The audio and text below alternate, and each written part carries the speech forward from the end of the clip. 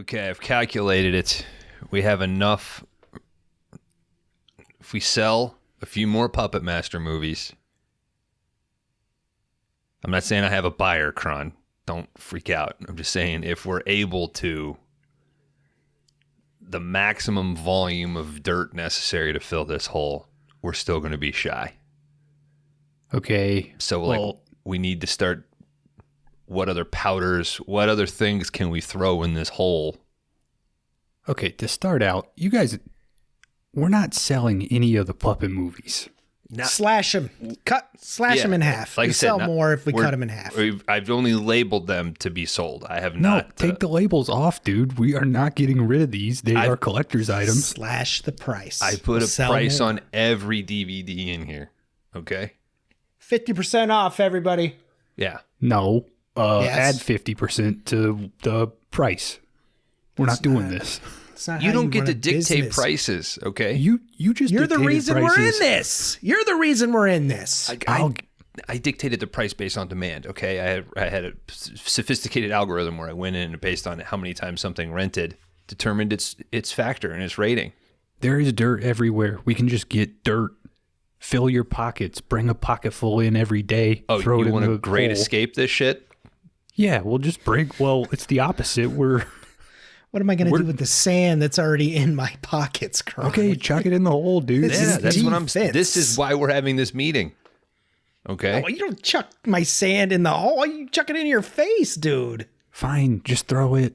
Fine, keep your sand, but get a big coat or something. Fill the pockets with dirt. Unload the dirt in the hole. We'll fill it eventually.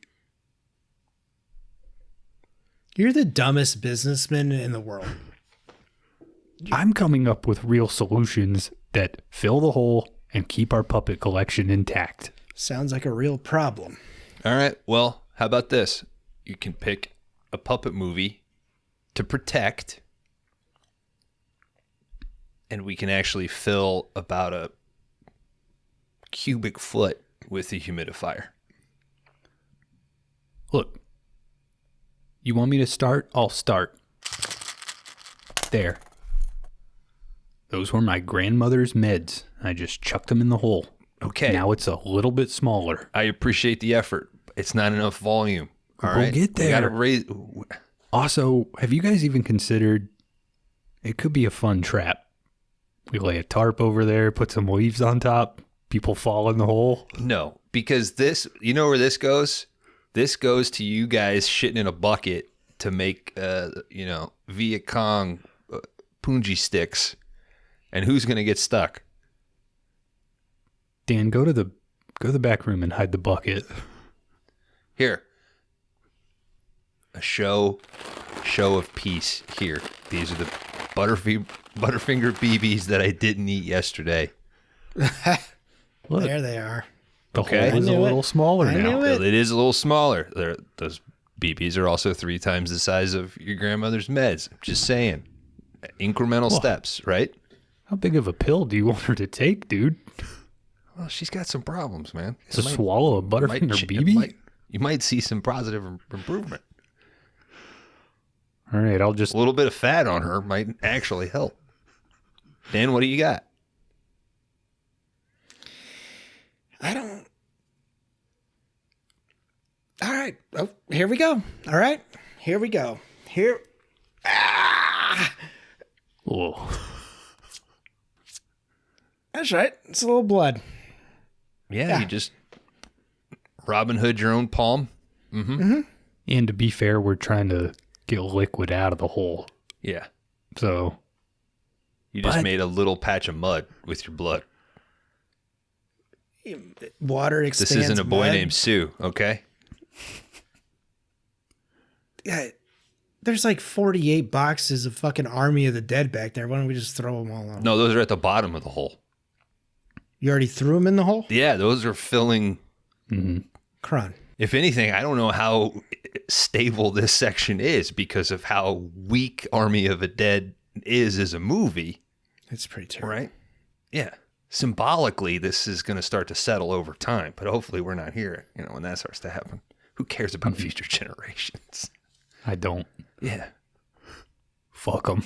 So are you guys mentioned earlier, is there a shit bucket in the back? Yeah, but when I went to Shut Lowe's, the fuck up, Dan. Shut the fuck up. We could use that bucket to go get gravel and shit. no, And we because could be done and when I went to Lowe's, I bought all the cute little small ones for the holidays to put on your Christmas trees instead of the big ones. You always buy a big one at Home Depot. That's Yeah, but the that's little what you ones are fill. so You cute. use that as a little basket. I went to Lowe's. That ain't gonna I overflowed my bowl. Yeah, they're like this small. You could pour like a beer in it. They're tiny. I don't think Cute, though. I don't think beer is what he put in it. That's his fault. I mean, I'm drinking a bathroom beer out of it, and we're gonna hang them on the $5 Christmas tree when that season comes. Wait a around. minute. Why don't we just use the bathroom beer cans? Oh, That could shit. work. That might work. If it's more incentive to drink more, right? Yeah. That makes a lot of sense. Maybe this day isn't gonna suck. Well, let's do that. Let's go get some bathroom beers. I love saying that. Let's crack them open. And while we're doing all this, we might as well watch a movie tonight. This week on 5 Day Rentals, License to Kill.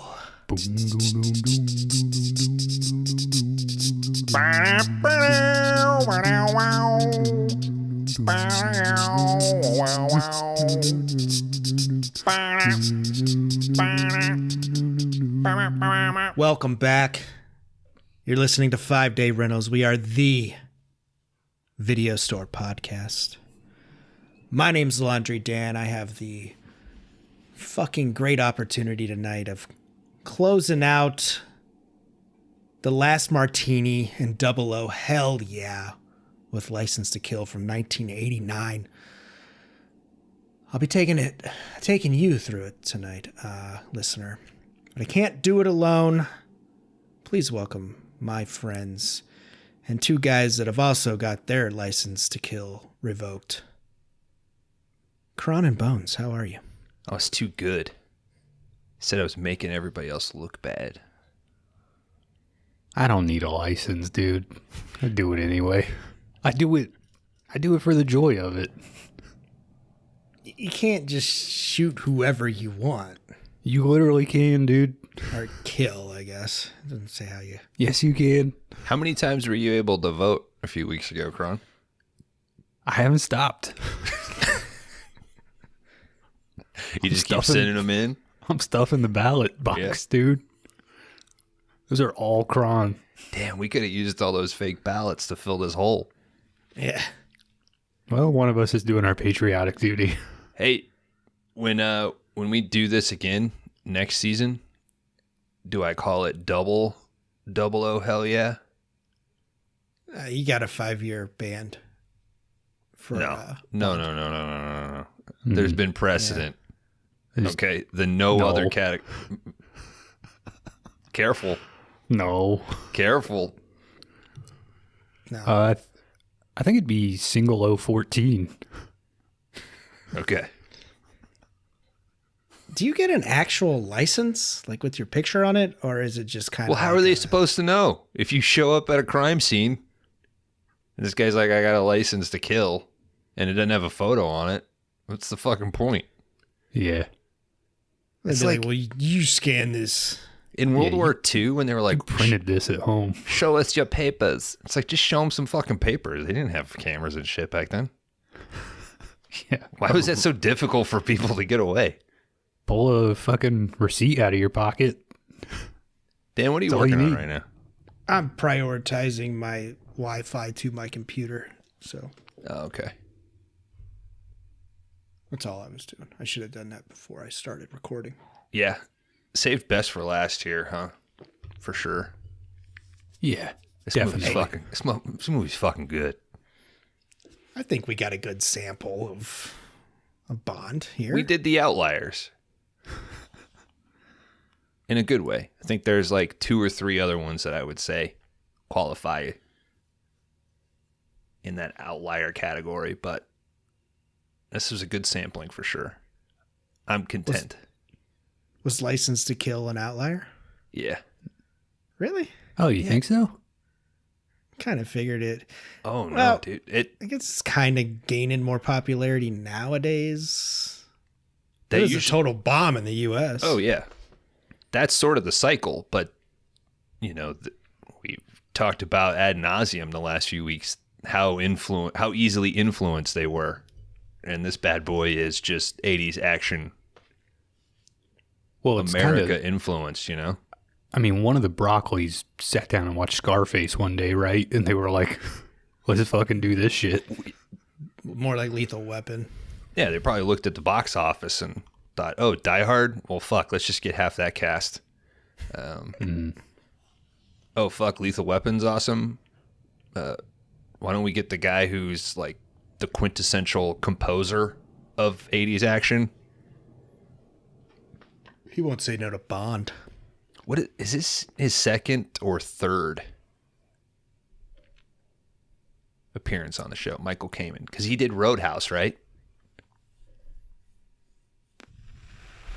I mean, this movie is basically fucking Commando meets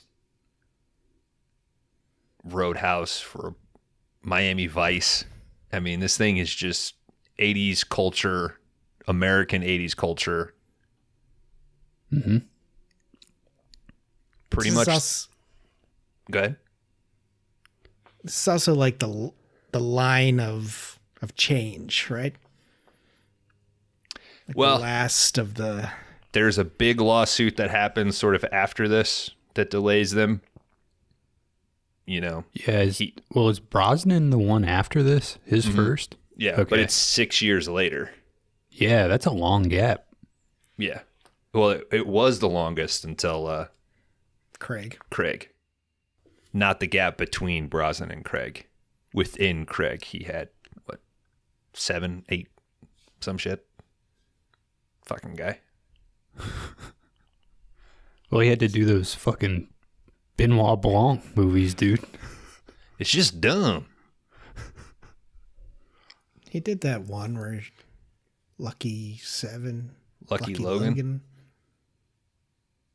Yeah. He's pretty good. What do you guys think about Dalton, man? He's pretty kick-ass. I mean, I'd hire him to fucking protect my bar. I think he had one good Bond and one so-so one. It I does wish kind he of would have bum me got out. 2 more. Yeah. Yeah, I wish he would have got at least one more and had a, three-peat there. He called, and Broccoli was like, "You ain't just doing one." And he was like, fuck that. Because Broccoli wanted him to do 2 or 3. He should have done a third. Who's that? Dalton? Dalton. Oh. This is before the lawsuit. Who got sued? James Bond? It was an MGM thing. Like they were selling some stuff off. And Cubby was like trying to protect. Oh, he wanted to like carve out the Bond properties from the deal? I think so. I don't know how all that shit works, but there was some issue with that. And then I think it rolled over to, I don't know if UA was in by that point or they were later. And then if this is of course while like, is it McNeely, Kevin McNeely? And there's the whole like Spectre issue for a while, which is why like Blofeld isn't there through like the run of Moore. Yeah, they could do Spectre again when Craig came in, right? Yeah, it was finally resolved by that point. Jeez. But that's why like Never Say Never was able to sort of be made as like a Bond movie. It came out the same year as Octopussy. Steely, that's how I would describe Dalton. To the point. Yeah. I like him, though. I feel like Moore is more of like a classic English dude. Dalton just seems like a cool dude. You don't think more is cool? Nah, I mean, he's got that old school, like British, stodgy kind of Pomp. thing. Yeah. Dalton, I mean, I could see just that dude would rip a beer with you, right? He'd rip a beer with you and then explain to you some fucking weird sonnet Mm.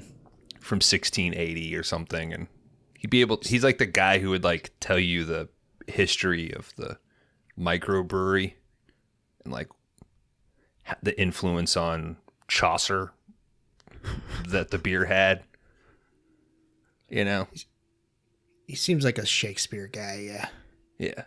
But also, really into Shakespeare. he seems like a guy that won't just stop at hugging wives, but go so far to make out with them. Yeah. And that's my type of guy. He's getting away with murder at that wedding, dude. Well, hell, that one guy shows up to kiss her, too. I mean, she just might be a whore. Oh, the Reverend? No, there's... Killifer.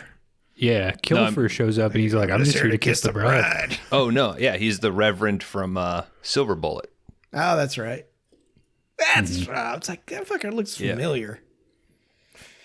Should have did my research. And he's not... I wasn't buying him on this rewatch. We'll get there. I got some questions. And I got answers, dude. Yeah, me too.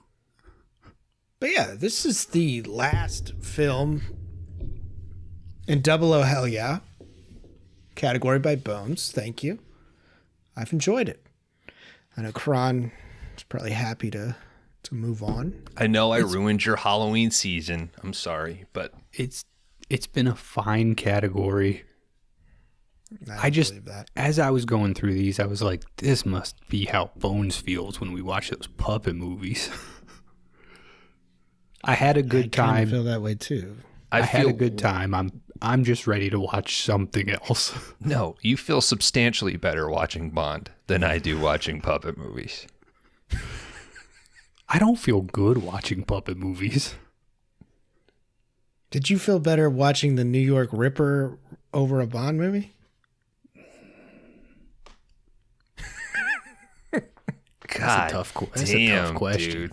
Dude. You were a fucked up dude. You're more fucking weird, dude. You're fucked, dude. It's more in my wheelhouse, I guess. That's fair. I get Whereas it. these are like, I don't know. I mean, I had a good time watching all three. Seriously, I did have a good time. But if we had to do like another month of Bond, I think I would get burned out. I mean, like in a row, like back to back. So you don't have any desire to finish, go all, do it all? I think after this, I think I would like to watch them all, but it would have to be like one every 2 months, or like I'd have to space it out. Mm-hmm. I couldn't just power through the entire franchise. I would be interested. So friends of the show, Greg from Weekly Podcast Massacre, and our buddy George from Best Little Horror House, rest in peace. Beginning of this year, I think, not George. Yeah, alive. George is alive and kicking. I believe that they both, I think it was this year, it might have been last year, but they both like knocked out the franchise at the beginning of the year, like within a month or two. So if they check this, I'd be interested if they hit us up in the Discord. In hindsight, would they have spaced it out a little bit? You know? I think culture has a lot to do with it. I was brought up in a house where like we watched a lot of Bond. Kron grew up with his dad talking in a duck voice. Yeah. And murdering people. Murdering any woman that brought up Boston. Mm-hmm. I guess in the UK during Christmas, it's like a staple over there for them to play Bond on Christmas Day, I think, from what I kind of gathered from some UK pods about Bond. So, I mean, like even watching this last one, my immediate thought was not like, oh, I want to start another Bond. It was more like, man, I haven't seen Lethal Weapon in a while. Like, I guess it kind of got me in like an action mood, but I also want to branch out a little, you know? All It, right. it made me want to watch Miami Vice. Mm-hmm. I've been putting off, like, that's the series that I've been dreaming about, like, being my nightly show for a while. And then when I finished Vikings, I was like, is it time to just jump into Miami Vice? It made me want key lime pie. And speaking of key lime pie, I want you guys to look deeply at my license to kill and rate my letterboxd, please. It is sitting at a 3.3 for the user rating. Kron, who's in the lead? Well, it goes Dan, you, me. Okay. Would you like first? No, I think you go first on this one. Then that way I can adjust to maximize my points. That's fair. That's smarter. I wasn't trying to be coy. I'm not smart. Has that always been a thing that I've never noticed? What? Like the order of rate my letterboxd? I think it noticed bounces around, but Yeah, you should always go first, Dan. That's the power play. I think I'm getting fucked here. you're in the lead. Yeah. I don't believe those You had some stellar runs there. All right. Hey, whatever happens, I'm just going to say I won. Mm-hmm. Good strategy. I'm gonna give you this too, Kron. I'm gonna say, as a reminder, that Dan gave Diamonds Are Forever a 3 and Moonraker a 2.5. That's true. Criminal. What'd you give Moonraker? Me? Yeah. 3.0. Really? Yeah, Bones gave it a 3 too. Yeah. He didn't even like the movie. I fucking, it's Moonraker. It's Bond. I love it. It's just, Oh, yeah. trying to be objective here. I think Dan gives License to Kill a 3.5. All right. Instant thought for me was 3.5, but I got to go trying to maximize points. I'm giving Dan a 4.0. Wow. He's the brains of the app here. Listener. I got to just pick a different number in the hopes that you're 0.5 off. Yep. We'll see. See, When License to Kill ends here in 4 hours. it's a beefy one, bro. All right, y'all. License to Kill from 1989. The fifth movie by John Glenn. He's a Fifth. stunt guy. Fifth. So he knows what he's doing by now. And I guess last, right? If there's a 6-year gap coming up. Well, yeah. Yeah. Of course, we open with the world's famous Bond opening. Him getting shot by another guy. That's his No, he blood. doesn't get shot. It's his dude. blood. You never know. We join a surveillance plane given coordinates to a possible drug lord's location in Key West. We join Bond, Felix, and Sharky. They're on their way to Felix's wedding, but they are interrupted by the Coast Guard, who simply holds up a sign that says, "Follow me." Bones, is Felix a recurring? He's not like a 00, right? Is he just a guy that Bond hangs out with? So you remember in Diamonds Are Forever, Uh-huh. there was a Felix. Yeah. Pretty much anytime he's anywhere close to the U.S. And then sometimes outside of the U.S., he runs into him. So he's always just his CIA contact counterpoint buddy. So, Okay. And Gotcha. interesting thing about this, a lot of License to Kill, well, the crux of this movie is taken from Live and Let Die, the book. This Felix, at this point, was the only person to ever play Felix twice because he was Felix in the movie Live and Let Die. It's been other actors for Yeah. Because if you movies. remember when you were nice enough to watch Living Daylights, it was Jack's dad from Lost that. Oh, yeah. So he ages about 25 years between Living Daylights and this one. I think It's the old guy from Lost. Jack's dad. Yeah, isn't he like he played oldish? Jack's dad? He's not that old. Yeah, I was gonna say he's not that old. He ran into Broccoli at a restaurant, and he was like, "Yo, we need a Felix. You want to do it?" And he was like, "All right, yeah, sure." All right. Felix is on his way to his wedding. He's like, "Well, I'm gonna bust Sanchez. This is the only time he's left, and I don't know how long. So we're gonna get his ass." So Felix says, "Let's go." Everyone's like, "Dude, you're supposed to be getting married." They jump on the plane. He's like, "Bond, tell Della what's up." That's Felix's bride. No way. I'm coming with you. Bond's like, "I'm coming with you." So Sharky has to talk to the ladies. They jump on the helicopter. They head out. Meanwhile, Sanchez's goons are making their way into a house. They take out... Sanchez is Robert Davi, Fuck yeah. the Maniac Cop's own. Oh, he's from the Goonies. I know him from Maniac Cop. He's from Die Hard. He's from the Goonies, guys. I associate him with Maniac Cop. Again, Right. I grew up watching Die Hard with my family. Kron grew up watching Maniac Cop. Alone on a 13-inch TV. Black and white. It was color. Don't lie. All right, Sanchez bursts into the room. There's a lady with a man. He asks if he's hurt her. She says no. They take the guy off. He's like, "He caused me a lot of trouble," and he whips her.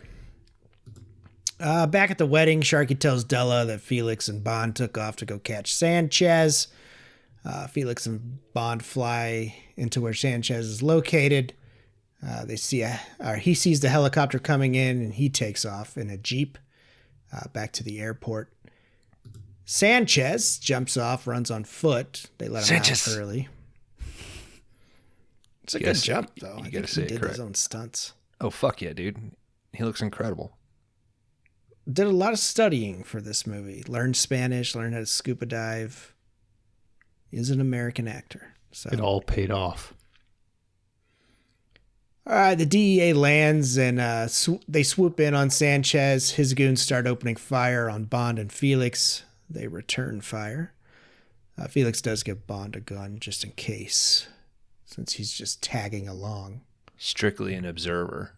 Yes, he's not supposed to be probably doing this much, but would you just let your friend get shot at? No. Bond hops onto the helicopter. One of you guys, no problem. Yeah, I know. Shoot back, Kron. Hurts every time I sit down, Kron. Thank you. I'm on the other side, dude, with the other guys. Bond hops on the helicopter. They follow the Jeep. He leaps off, takes out the Jeep. They run off. The lady that Sanchez is whipping, she's on there. They left her behind. He tries to console her, and she's like, "Get the fuck away from me." But we also see a small aircraft start up on the airport. It's Sanchez! And he takes off, but Bond and Felix are tight on his trail. They jump in the helicopter. Or no, they follow with the helicopter. But you got to jump in it first. Yeah, I guess so. Bond straps on a parachute. The helicopter moves closer to Sanchez's plane. Bond heads down and connects a wire to Sanchez's little airplane here. And they rig up Sanchez's plane so he can't get away. It's awesome. So let's go fishing. Yeah, it's pretty cool. It's something maybe that some other director maybe ripped off. Paid homage. You talking about Landis, dude? Was rumored to direct the next Dalton.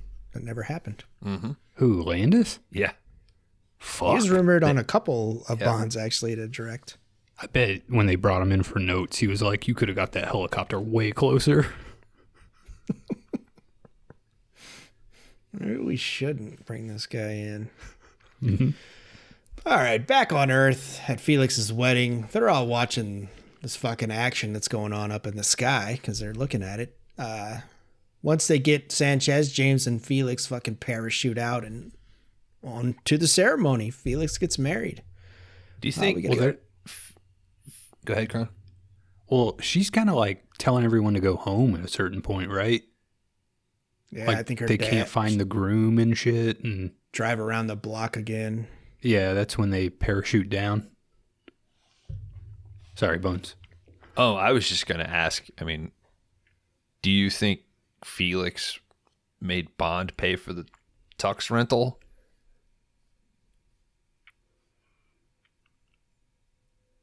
I mean, Felix could jump out of this plane. He's matching, right? Like all the other tuxes. Yeah, but do you think Felix is the type that like covers like his groomsman's tux Did I rental? not cover your tux? Or do you think I didn't, did I? Yes, I did. No, I didn't. I didn't. No. Oh, man. I'm And sorry. I had to buy those Adidas. You still wear those? Not anymore. You don't mow the grass in them? No, they had their run. They've changed them now. They're not the same. They're too narrow. All right, I didn't pay for Bones' tux. He had It wasn't a forfeit dig. It $80. wasn't a dig at you. It was I'll fucking PayPal him back. $80. We were like 23, dude. $80 was a lot. It's open bar. Yeah, that's true. I bet Bones went home that night and ate a stolen bag of nacho cheese from the... You better believe it. Fucking It wasn't movie even theater. a full bag. You know what, Kron? At least he fucking showed up. Yeah, it's too far. Yeah. Yeah, I get it. You didn't come to my wedding. Shut up. You Back- didn't. I didn't get an invite. Oh. I remember sitting in Dan's room and he's like, Kron got married today. What? What the hell? We had like 10 people there. 600 people there. Yeah. No, we had like 10 people there. From the photos, it looked like you guys were having a really nice time, though. It was really cool that Diddy showed up to your guys' wedding. I'll invite you guys to the next one. I'm sure Dan will be the reason there is a next one. Things are fucking thin over here, dude.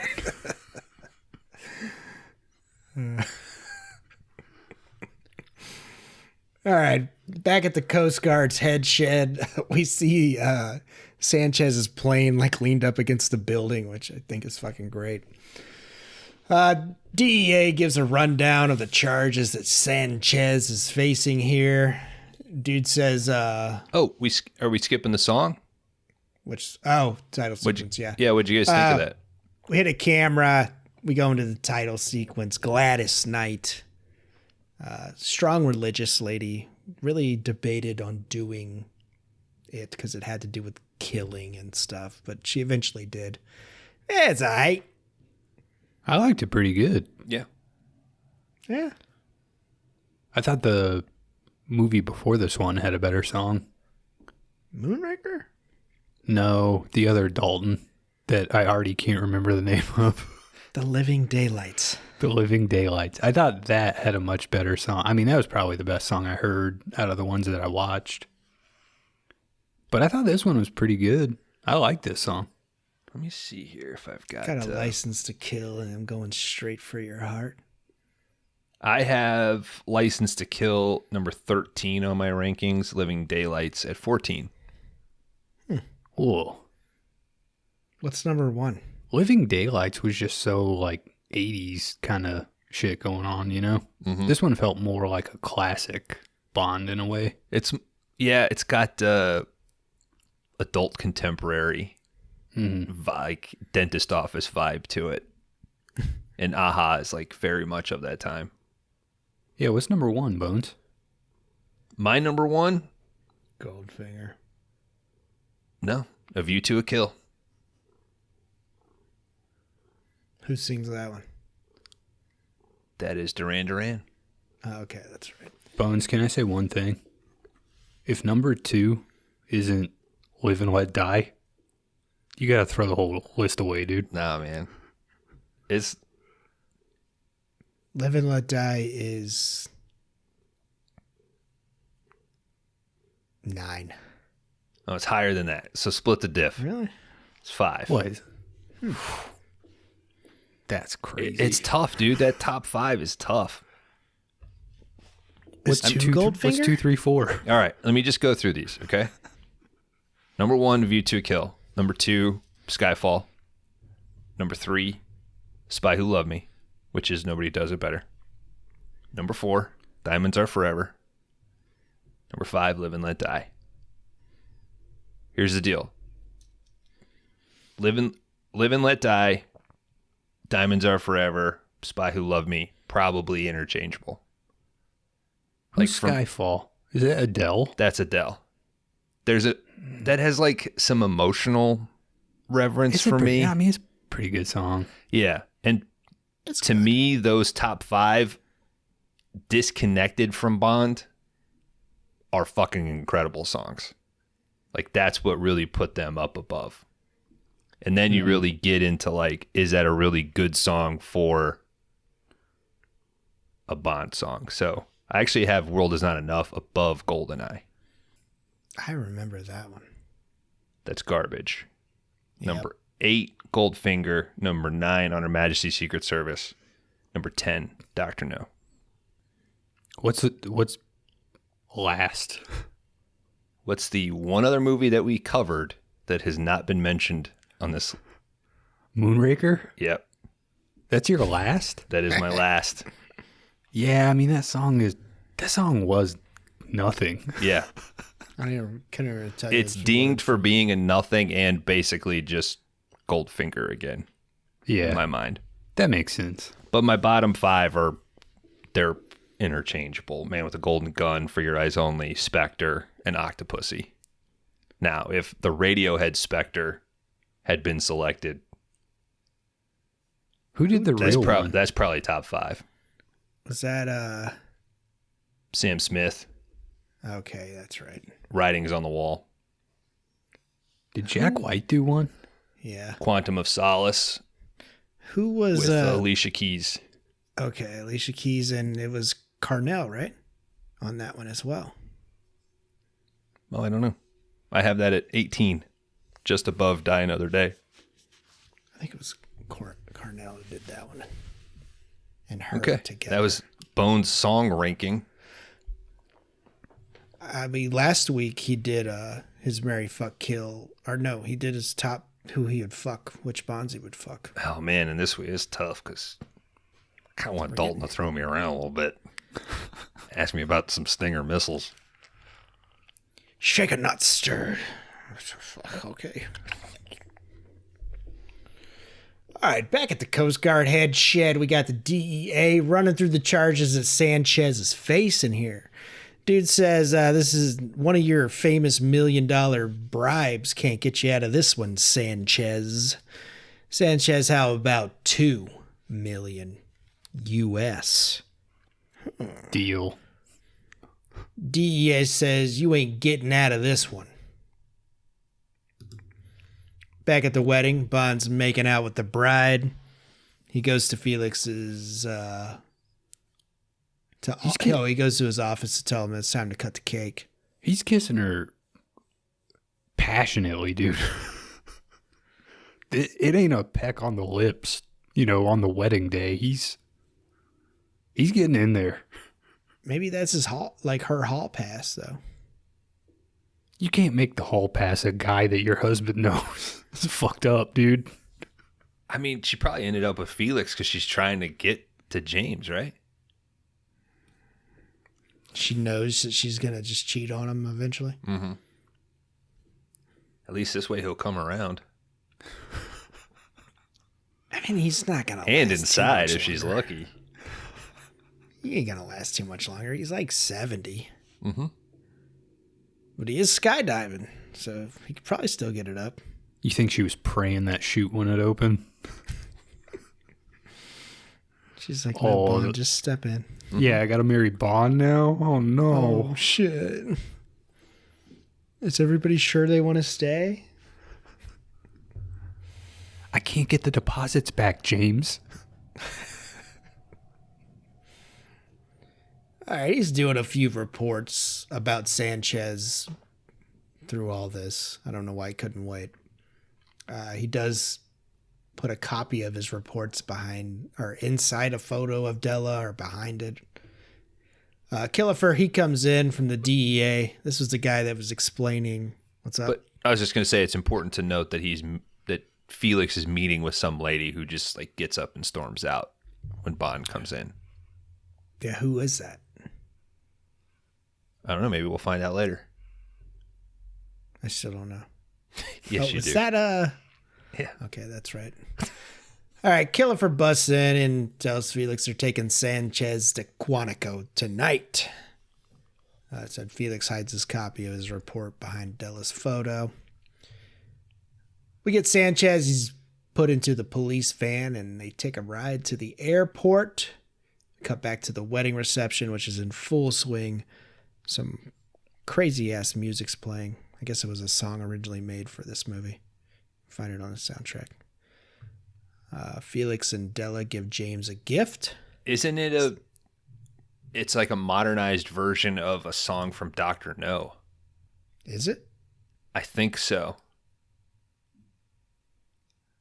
It's like It doesn't matter. Say. Listen to a better Bond podcast, please. It kind of stands out though when you hear it. You're like, "What the hell's that?" It's like very Key West. I'll say that. Did you see that dude in the pool in his suit? Yeah. With like two chicks, man? I get my suit wet. Two chicks. There should be a girl in there with a VH1 shirt on. And I did a rewatch today and I forgot to fucking look. But apparently VH1 and MTV like ran a contest so you could be featured in the film. Like they would fly you out. So they needed extras, a whole shitload of extras for this party scene. So I guess VH1 did a contest and she's in there and some other guy, I can't remember. He's like a super fan from like Ohio or something who collects everything Bond. I guess he found out that they needed extras, so he came down and he's also featured in the movie as well. Good for him. Which is like his dream. All right, back on the highway to Quantico in the police van. Killefer makes a move on the security guard, busts him in the face with his gun. The van crashes into the ocean off of the bridge here. What the hell, Killefer? The van sinks, water pours in, but we also get some divers coming in as well. Huh. This reminds you of something, Kron? It sure did. This is they do the same thing in Mission Impossible. Yep. You mean Mission Impossible ripped this off from Bond? Yeah, I guess. What is it, 5 or 6? It's one of them with the Protocol, skinny dude. I think it's 6. Because they catch him at the end of 5. Yeah, that's right. That's right. And then they got to do like the fake breakout. Mm-hmm. But it ends up happening. Hey, movie's fucking good. You can steal a scene. I don't care. Mm-hmm. That's 2 already. We got. Steal it and improve it is the important thing. Oh, come on, dude. We're only 2 hours into this. Come on. Water pours in. These divers come in. They start helping Sanchez out. And he escapes. But they also help Killefer out as well. They take off in a... It's like for $2 million. Underground submarine that comes by they get into. Shark Hunter 2? Yeah. Why yellow? Like, isn't It stands out. you want a blue so it blends in? Would it have been fun if Seagal was the chef on that submarine? I think so.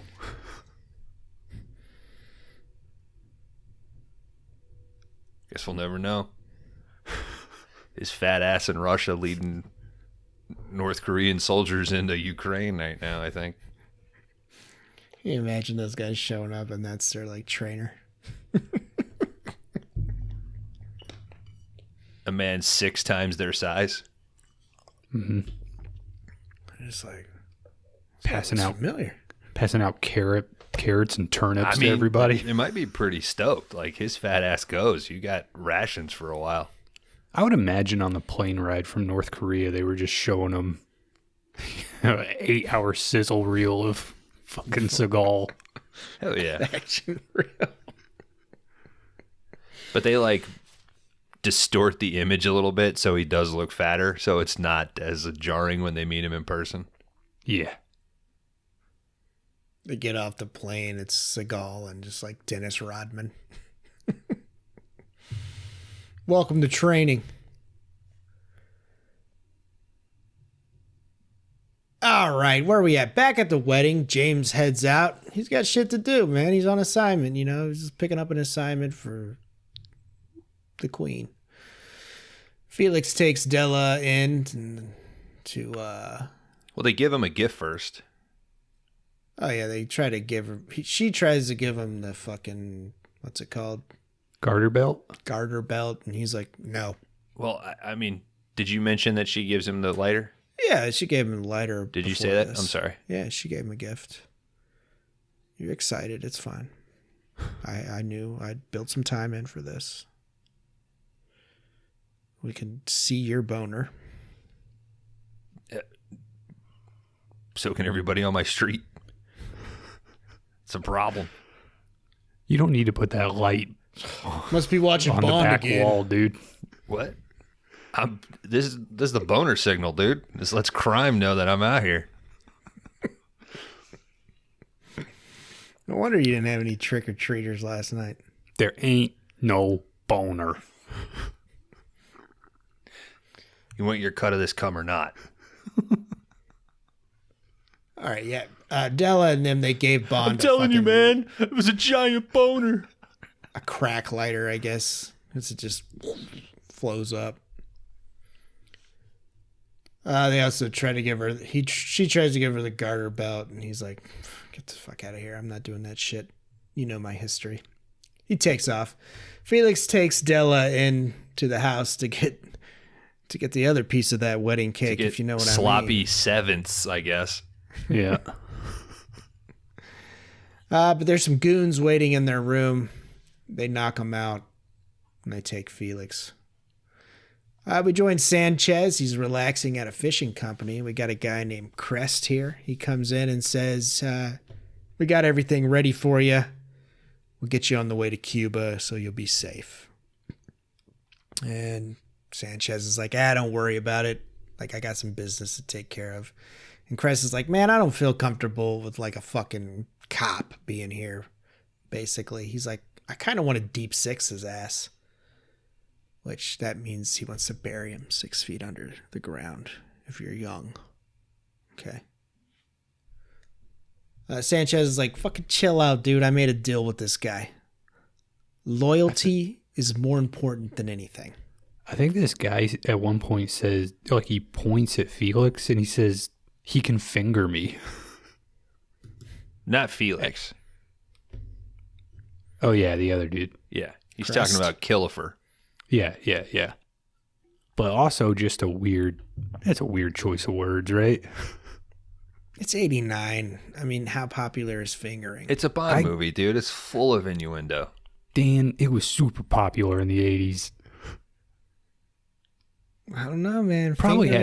I think it had its heyday in the 80s. In the 80s? Fingering for me wasn't popular until the 90s. Okay, that's all I'm saying, dude. People are eating ass now, dude. Nobody's going back to the tried and true classics. They ate ass in the 80s. No, I think fingering was more popular in the 80s than eating ass. You talking about before AIDS or after AIDS? I'm talking at any point. Because AIDS does come into this film as well. It has some Yeah, that's why they're fingering. ramifications. Yeah, that's why they're fingering and not fucking as much. That's true. There we go. We figured it out. That is true, though. They were scared to show the sex scenes because of the AIDS scare, I guess. Scare implies that it wasn't an epidemic, and I didn't know if it was a an massive epidemic problem. Yeah. issue. I know what you I mean, guess though. we'll say. I know what you mean, though. But I don't want to downplay AIDS. Can we do one thing right on this pod? I mean, we can't downplay it in 89, but we can kind of downplay it now because you just take the pill. You'll be all right. Wait, what? There's a pill? Yeah, dude. Stop eating so many grapes all the time. Like, just take the pill. Look at Magic Johnson. He's doing great. Wait, was it believed at one point that you could eat grapes and... Nah, just changing his diet. I Okay. think, didn't they say they were like weeks after Freddie Mercury died? There was like, the medicine came out. I was like, God damn it. Of course. They couldn't have got him a trial version. I mean, Exactly. Like, he wasn't like, hey, I'll try it out. yeah. Yeah, it's a fucking bummer, dude. But would he have been the same? I don't know. They probably could have done a kick-ass Bond song. Oh, fuck. Why didn't they ever ask Queen? I mean, they did Highlander.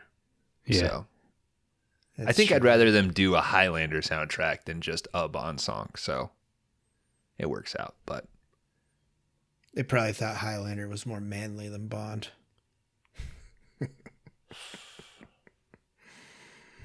I mean, The kind joke will of. come around. Like, aren't they chopping people's heads off and shit in Highlander? I mean, this movie got a dude getting...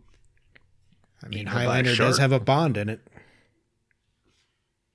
That's right, Miho. I feel like Bond wasn't aiming for, like, hard R, though, you know? I feel They like had to- Highlander was They had to like, cut fuck the it. shit out of this movie to get the PG-13. So Like, it's going to hurt our opening. That sounds like shit they'd say today. I do kind of wish, though, that they would have just, on one of them, leaned into the R. I think Yeah, it they would've got should- there. They should have done one that was like, this shit's too crazy. Yeah. Let's just say fuck it, put maybe, it out there. Yeah, maybe you could have actually made up the difference, you know? People just are like, well, fuck it. They're going hard R on this one. Look at Deadpool, dude. James Bond fucks, dude. Deadpool makes so much money, dude. You could rent so many tuxes. Never going to live this down. But good thing loyalty is the more important than anything. What's his name made that line up himself. It wasn't in the script. I liked it. All right, they call Killefer in. They give him his $2 million for helping with Sanchez's escape. They head into the warehouse and start in on Felix. We got Del Toro here as a young 22-year-old, I think, maybe 21. We gave her a nice honeymoon. Best line read of the movie. I mean, I had watched this one before, and as I started it, I was like, I don't really remember a ton of this one. And then when that line popped up, I was like, I fucking remember that line. Sanchez says it's nothing personal. It's just purely business. They feed Felix to a shark with some meat. It's a pretty crazy scene. Felix sees Killefer. He realizes he's the one that sold him out. Shark's kind of got like a kink in it, right? I mean, you can see that it's like a... I think it looks really good, like later on when him and Sharky are sneaking in. Yeah. When it comes up. I think it looks really good. But yeah, it's kind of... You can kind of see whatever mechanism is moving that thing. It does move. It reminded me of like you saying that this like Bassmaster fishing game we had on Nintendo, and the animation for the fish, like that it just did that either way. Yeah. Mm-hmm. Yeah, like when it jumps out of the water. Yeah. think I played that same one. All right, the shark takes some bites out of Felix. His leg takes his leg off. But we also get Felix before he goes down. He's like, "See you in hell." And Sanchez is like, "You're gonna live, dude. Don't worry. There's worse things than death. You can remember this forever." I think in the books I was reading something that he like gets his arm. And then they mention it in this that like they're gonna be able to save his arm. I think. Okay. I wonder if that was like, Getting out maybe of it. for the censors. That probably also helps. All right, James doesn't Scared know. the absolute shit out of me as a kid watching this one. Is this why you're scared of sharks? It very well fucking could be, man.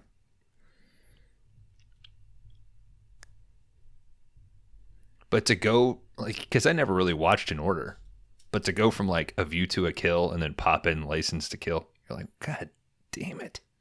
Mm-hmm. On the James Bond A to Z, they're talking on, because I listened to this episode, and they were like, they were talking about the Dalton's Bond compared to the others. They're like, yeah, if you definitely go from Moonraker to License to Kill, you're definitely getting like a crazy ass jump for Bonds. Yeah. And I was like, that's 5 Day Rentals, motherfucker. Mm-hmm. That's literally how I did it. I was like, that's what we do. All right, James knows none of this is going on. He's at the fucking airport, and he starts noticing like some heavy ass police presence. He asks the Pam Am lady what's going on, because that still exists in '89. She says some big drug lord escaped. Just let it go. What? Pan Am? Nothing. Did you notice? Yeah. All right, go ahead. Go ahead. Sorry, I shouldn't have said anything. We almost got past it. What? Nothing. Do you notice that he just like leaves the car out front?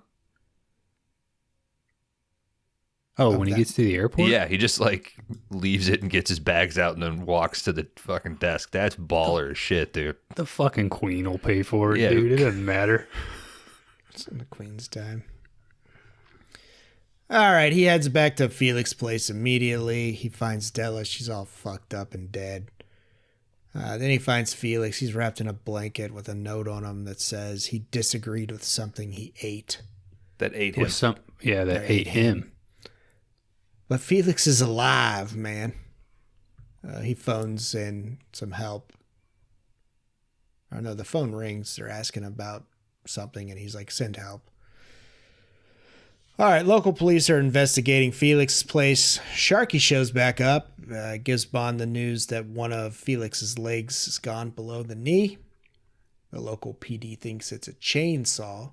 Since Cubans were involved, they like to use it to prove a point. Back at the hospital, Sharky's like, chainsaw? The fuck? That's a shark bite if I've ever seen one. Like, what fucking hospital did you take this guy to? Chainsaw my ass. Can't tell the difference between a chainsaw and a shark bite? Hey, the sentence chainsaw my ass, commas are very important. Mm-hmm.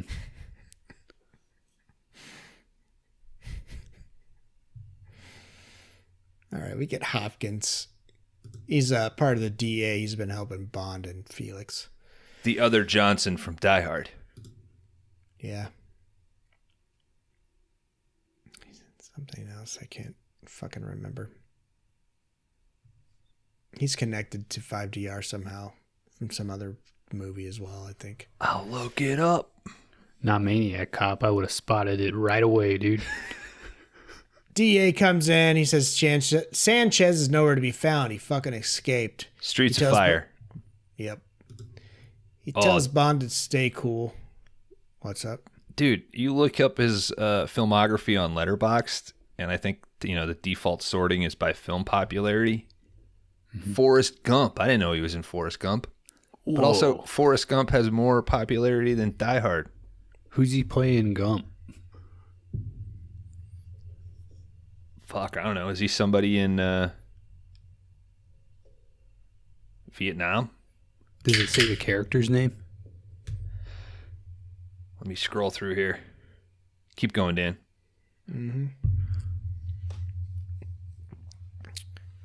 All right, Bond. Whoa, he's Bubba? That's crazy. No. He tells Bond to stay cool and to forget about it. Like, they'll pick him up. Bond says it looks like Sanchez works north of the border as well. He tells Sharky, let's go shark hunting. Oh, Sharky he's does all the shark business. he's a leader of the Black Panthers. He's uncredited, technically. I had to scroll all the way past like fucking Elvis Presley and all the presidents that get the credit as appearing as computer images of themselves. I remember that scene. Yeah. With the Black Panther guy. Did he work with Well, the guy that's like chewing his ass, Streets of Fire? I think, is Michael Jace from The Shield, who has like a weird fucking history, like ended up killing his girlfriend or some shit. Whoa. But I don't think he's the one that like storms in the room and starts chewing his ass, and Jenny's got to like calm him down. Mm-hmm. All right, Sharky and Bond, they head to this fishing warehouse where it all went down. He tells the guy that he's there for some research for the UK. They're looking for a great white shark. Crest allows Bond to come into the warehouse, but informs him, like, dude, we're out of that business. We feed third world countries now. Should have like offered to like check radiation shields. Yeah. Flawless excuse. Is that a callback to Diamonds Are Forever? Yes, it is. Okay. Klaus Hergersheimer. We covered that episode. Go check it out. All right, Bond doesn't really buy any of this. Crest basically asks him to fucking leave. Like, that's all the info I'm going to give you. But later that night, Bond and Sharky decide to break into that warehouse. Killifer, he's still waiting for his ride to escape. They've already took Sanchez out already of the fishing warehouse. They didn't kill him. Bond almost gets eaten by a shark trying to break into this place. That's where it comes up on the little walkway. Mm-hmm. He gets in the warehouse. Looks better than the other shark. Looks better than Jaws. Well, now it's got a taste for law enforcer leg. Yeah, that's true. Does that taste better than regular leg? Yeah. If you could take out like a Bond, hell yeah. I bet that meat's so good. I think it'd be tough. All that like Bollinger, Don Perrier, all the caviar and shit that he's eating. Well, but He's so seasoned. I think the Nuts shark a lot. the shark has like that predator mentality where it has to go up against the best. That's right, Dan. He nuts a lot, so he doesn't have any toxins. You're more relaxed. Yeah, Jim. man. It's like Kobe beef. Listen, think if those you're in a guys are jerking survival those cows off? if you're in a survival situation, and the people are like, who do you eat first? Which of your buddies jacks off the most? You're gonna get the most nutrient. Well, it's starved to death trying to figure that out.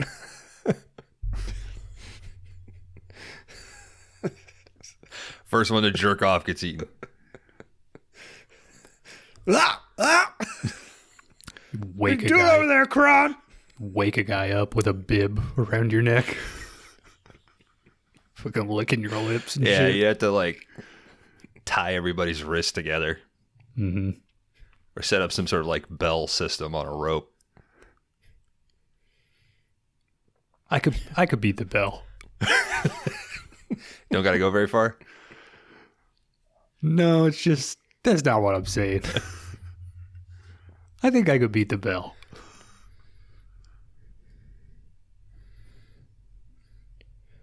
Hopefully nobody ever reads these notes. All right, back in the warehouse, Bond finds a fucking drawer full of maggots. And starts digging in there. And what does he find? Good old bricks of cocaine. But he's caught by a goon. Bond uses these maggots to his advantage. He throws them in the face. And we get a nice little fight with him and some guards. They open fire on him.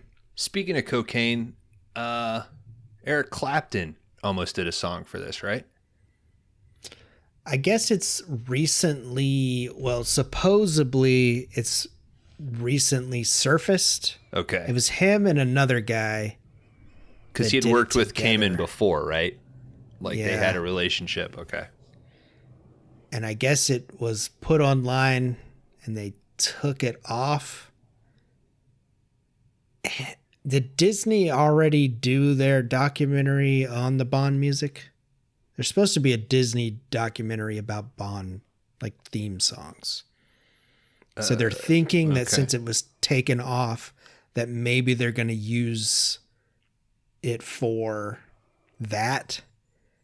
But the other guy listened to it and he was like, I don't remember it sounding like that, even though it was so long ago. And then a Clapton expert said it didn't really sound like Clapton's playing. I don't know what that fucking means, but Wasn't there like a Sound of Bond thing on Amazon not too long ago? That was like a concert. I thought this one was supposed to be like an I'll look it actual like documentary on Okay. all the Well, I music. guess I have to sign back up for Disney Plus again. No, you don't. I'll give you a website. Cool. I can watch Heavyweights again. All right, Bond dodges all this shit these guards are throwing at him. He pulls one of them into an electric tank hill. That's pretty cool. Fuck yeah. But Killifer comes out and puts a gun to Bond's face before he can escape. I didn't get to finger Crest. I'm going to finger you. Killifer opens the trapped shark door. Like, why didn't he just have Bond stand on it and open it? Like, what are you fucking doing, dude? He's not You're Blofeld. DEA. None of these guys DEA? out. No, Blofeld would have explained how the door opens for That's right. 22 minutes. That's a fair point. All right, the shark's hungry again. Like, I don't. What are they doing to this? The shark. Sharks eat a lot, dude. Bond's like, is this where you fucked Felix up? He's like, nah, man, you blame that on Sanchez and Crest. But as Killifer's standing here, Sharky opens another trapdoor that Killifer happens to be standing on, which throws him into like a fucking chain. He holds on to it. Bond's like, here's your money, throws him at it, throws the briefcase at him. He falls in. Shark gets him. It's fucking hardcore. It's pretty cool looking, the Yeah. blood and the money. Because if you might miss it, Killifer, he like lets go with one hand to try to save the suitcase. It's not like it just weighs him down. You know, like his own greed kills him. It's deep. That's when you get that net and you just dip out that money, baby. Oh, yeah, dude. They like dealing fish. There's a net around. Yeah, it's gotta be. You throw a chicken leg like away from the money. Yeah. Get the shark away from it. The briefcase would sink, though, right? No, it's a briefcase. I think it bro. opened. Yeah, but it's not like watertight. Yeah, but it's not gonna float all the way to the bottom. The money's still on the water. It's got a little blood in it. A little blood never hurt nobody. Come on, you know that. You know Sounds that like once a month. we got an activity for next I think Buds. so. I think we got a Wild and Crazy Kids sort of science experiment. Jeez. Let's clear out our bank accounts. You just dated us so much with that fucking reference. I haven't heard that in fucking years. Wild and Crazy Kids. Yeah, I was probably Wild and Crazy. pausing License to Kill to turn on Nickelodeon to watch Wild and Crazy Kids.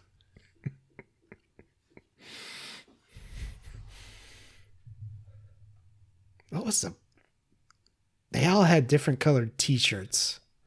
Your team had to win or something? My memory was there was like a gray or red and a blue, but maybe a yellow. I'm remembering a lot of like slip and slides for some reason.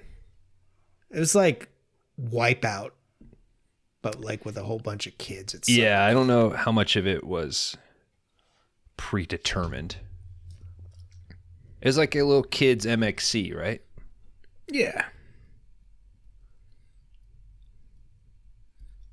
Kron has no idea what the fuck we're talking about. I didn't watch this fucking show, dude. I told you I was watching Maniac Cop. All right, on maybe the 13 shirt's TV. changed because I'm seeing yellow, I remember pink, yellow. and I was blue. gonna say, yeah. I remember a yellow, a bright ass yellow.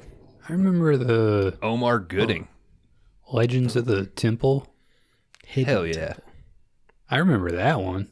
I don't remember this fucking show you guys are talking about. Yeah, what are you, fucking blue barracuda? I think Wild and Crazy Kids is a few years before.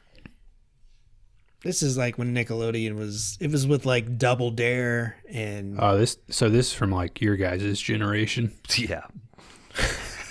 A whole 2 years before. You're doing a good job there, yeah. Make yourself feel better. We're not wearing glasses. What was the talking statue's name? Olmec or Olmec. Olmec. Olmec. Olmec. Yeah, but you've talked about the aggro crag, so don't act like you don't know what the fuck we're talking about. That's I don't not know the this same shit, show. dude. You don't know Guts? I know. I think I watched Guts. I would go to a buddy's house after school. I feel like Who's Afraid of the Dark would be on. We'd always watch that. And there might have been something else after that we'd watch. But Who's Afraid of the Dark was like the big one that I remember watching a ton of. You guys know if you get on the Paramount Plus that I share with you, all that shit's on there.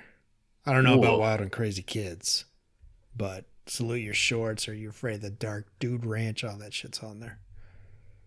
And it's terrible. It's bad. All right, the next day, Sharky and Bon. He runs into I would Sharky. have fucking destroyed the aggro crag if it meant Mo was going to be on the other side waiting for me, dude. The aggro crag doesn't seem that fucking hard. No. You just run up. It didn't seem that But you're fucking hard. tired from the previous events, Dan. I don't think so. I would have. Yeah, it's like the last round of Ninja Warrior. All right, the next day, our Bond meets up with Sharky at the dock. Sharky's got his own business. He goes and catches sharks. He says, like, hey, man, did you get the information from that warehouse? He's like, look, it's Crest. He's got a ship. They're doing something out there. It's going to take about 6 hours to get there. Bond's like, all right, cool. I got to go get some shit for the trip, and I'll meet you back here in an hour. He takes off. But we get Hawkins, he comes in, says local PD got a tip about a warehouse where they found a whole shitload of coke and small pieces of killifer. And Bond's like, I don't know what you're talking about. Hawkins says, I can only cover up so much. We get 2 other agents come in, and they take Bond to visit the Ernest Hemingway house there in Key West, where we find M. Which he says, yo, like, you were supposed to be on fucking assignment yesterday. Like, what the fuck's going on? He's like, look, Felix is hurt. I'm going to fucking worry about this. Like, there's something going on. Bond says, that's what I'm going to do. So fuck off, basically. M says, all right, well, I'm taking your license to kill. Bond says, well, that's a farewell to arms. Uh-huh. Yeah, that's a book by Ernest Hemingway. I like the Bond- part where he's like, well, then you have my resignation, sir. And he's like, this isn't a fucking country club. You're Bond. Yeah, dude. You're in this shit. Bond does a sweet kick. He gives up his gun. Or does he give up his gun? Uh-huh. He does a sweet kick, kicks his way off out of there, jumps off the balcony, runs into the woods. They kind of try to shoot at him, but he's like, oh, there's too many people. That's what M says. Back He's on lying. Crest's He boat. loves him. Yeah, I mean, he's not too bad. Back on Crest boat, we got the crew. They pick up something in Sector C. Crest bursts into Lupe's room. Lupe is the one that Sanchez went back to get in the beginning of the movie. That's his lady. The one he was whipping? Yeah. And she wasn't into it. Let's just say that. Yeah. It wasn't a kink thing. It was a, you shouldn't do that thing. All right. That was disappointing. I don't know. Which version did you watch, Kron? If Bones had let us watch that porno, dude, License to Thrill. we might have seen the other version. All right. Crest is pretty much telling Lupe, like, yo, you're the reason that me and Sanchez are taking so much fucking shit right now. Like, you're blaming it all on her, pretty much. Crest gets called in to take a look at what the Sentinels picked up. This is like a little ship that they have that eventually is used to deliver drugs. That's all it is. He goes and checks it out. He's like, it's a fucking manta ray. Like, who cares? But actually, it's James Bond swimming, and it's disguised to be a manta ray. It's a little goofy, right? Yeah, but that's like the one goofy. There's a few goofy things in here, but that's like, all right, that's Bond right there, where he's disguised as a manta ray. I think that's very Bondy. Somebody should at least been like, it's fucking huge. Well, they are. I don't think they're not as big as a man. Look up the dimensions of a manta ray there, Kron, on your internets. I mean, man's in the name. Yeah. They added an extra A. Okay. Manta ray versus man. They also added a T if you want to. What are you talking about, dude? Nobody likes tea. My Bond does. He's British. No, actually, he doesn't. That's why he refuses it in Moonraker. Ian Fleming hated tea. That's why they kind of frowned upon him. This is the That's why he never got largest. knighted. World's largest manta ray had a wingspan of 29.5 feet. Damn. It says an average around 22 feet. Individuals can weigh up to 4,000 pounds. Say that's bigger than a man, Kron. All right, somebody should have been like, this is a fucking tiny manta ray, dude. Yeah, so then you're not worried about it. It's a baby. It's just a little pup. I didn't know they were that big. It's fucking huge, dude. Yeah. There's a whole baseball team named after him. They gotta have different ones, right? I mean, there's a lion out there. My house cat doesn't. It's nowhere close. Well, there's a slight difference between manta rays and Only stingrays, for right? Halloween. Is the devil ray a stingray? Well, and how do they relate to a manta ray? What killed Crocodile? They don't have a Y chromosome. I think it was a stingray, right? They got the crocodile hunter? Yeah. I don't know. But like, he had to go out that way, right? No, he should have gone Nobody out would- from a croc.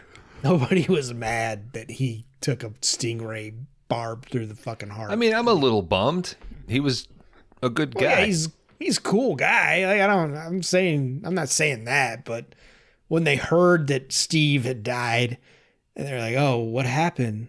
Well, a fucking stingray shot its barb through his heart. They're like, "All right, yeah."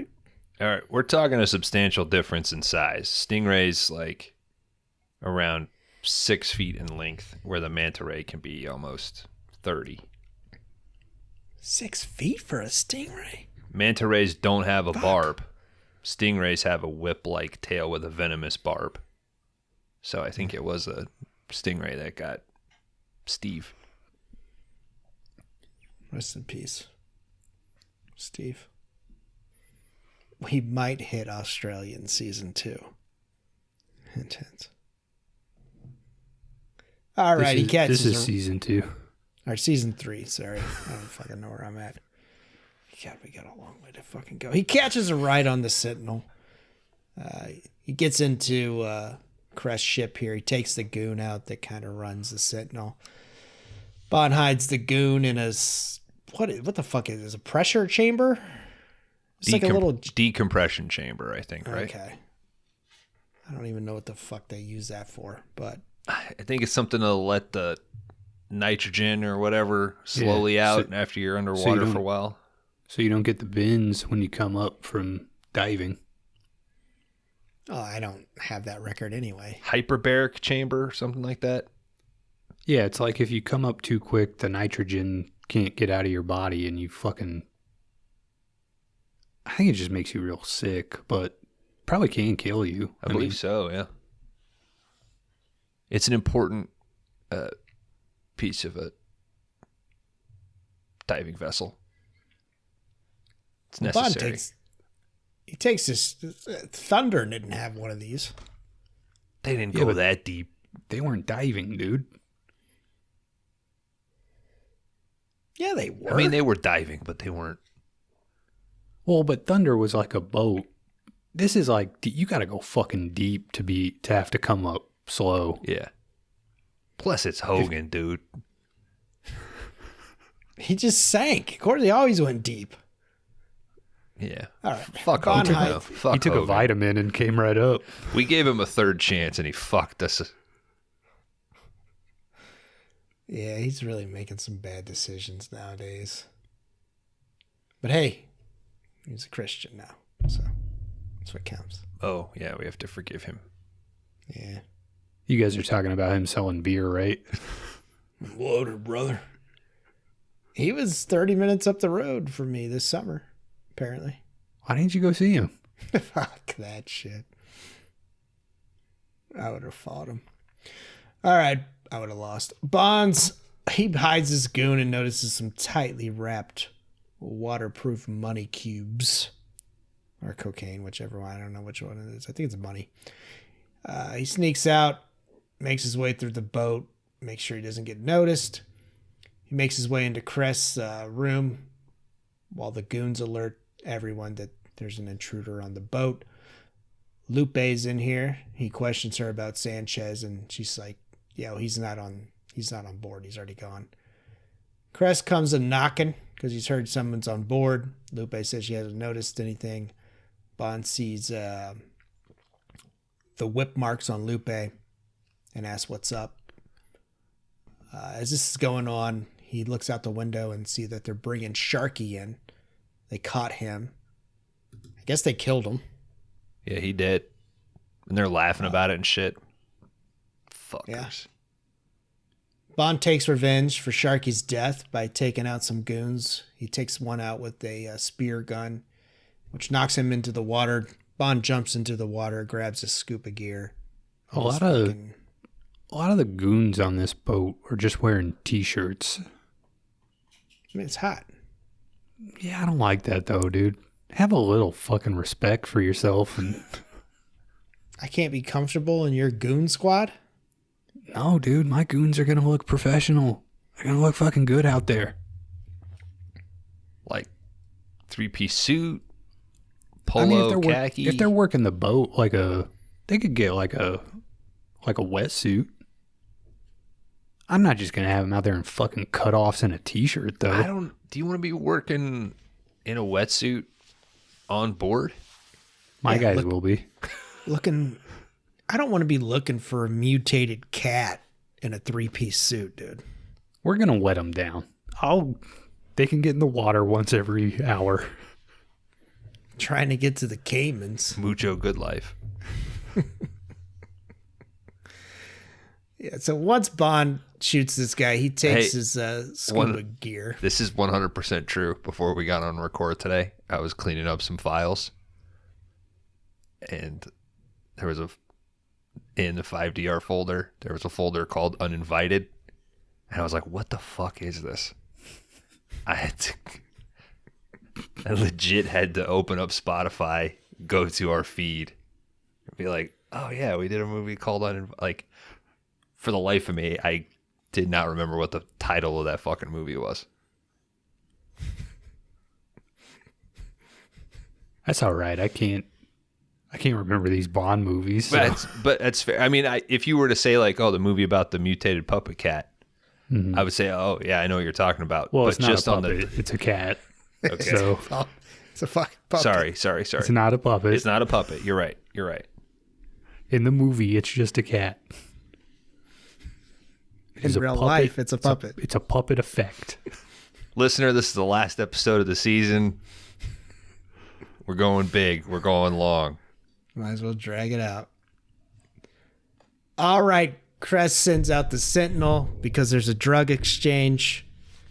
But he also makes his goons dive for Bond because he's under the water.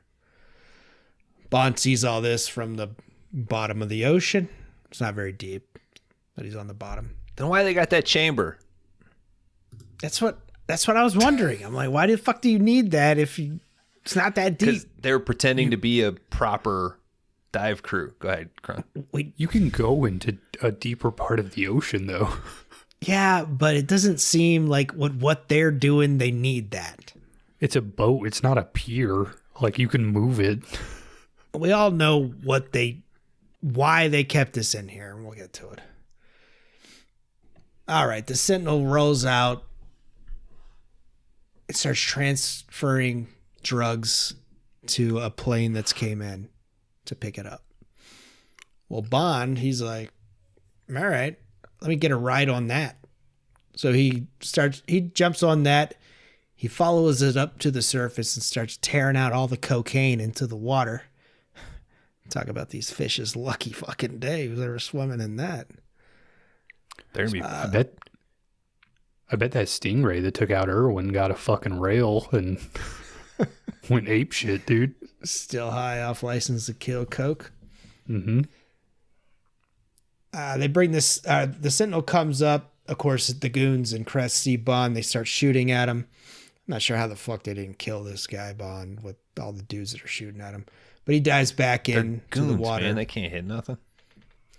He fights off. I don't t-shirt. I goons, don't Dan. care what my fucking goons wear. They're just going to be able to shoot. If you shoot good in a t-shirt, wear a t-shirt. He fights these dudes off. One tries to hit him with a spear gun. He ducks. He grabs it. He shoots it into the drug plane and does it takes off after it gets its load. And we're doing some barefoot skiing here. It's fucking awesome. As he's avoiding bullets. Looks great. Well, when he's underwater, he knocks a guy out. Is that possible? Why wouldn't it be? Like, can you punch fast enough through water to... Because, I mean, like when you're underwater walking, it's like slow and shit. You know, you got so much drag on you. Sounds like we got another experiment to do at the next meetup.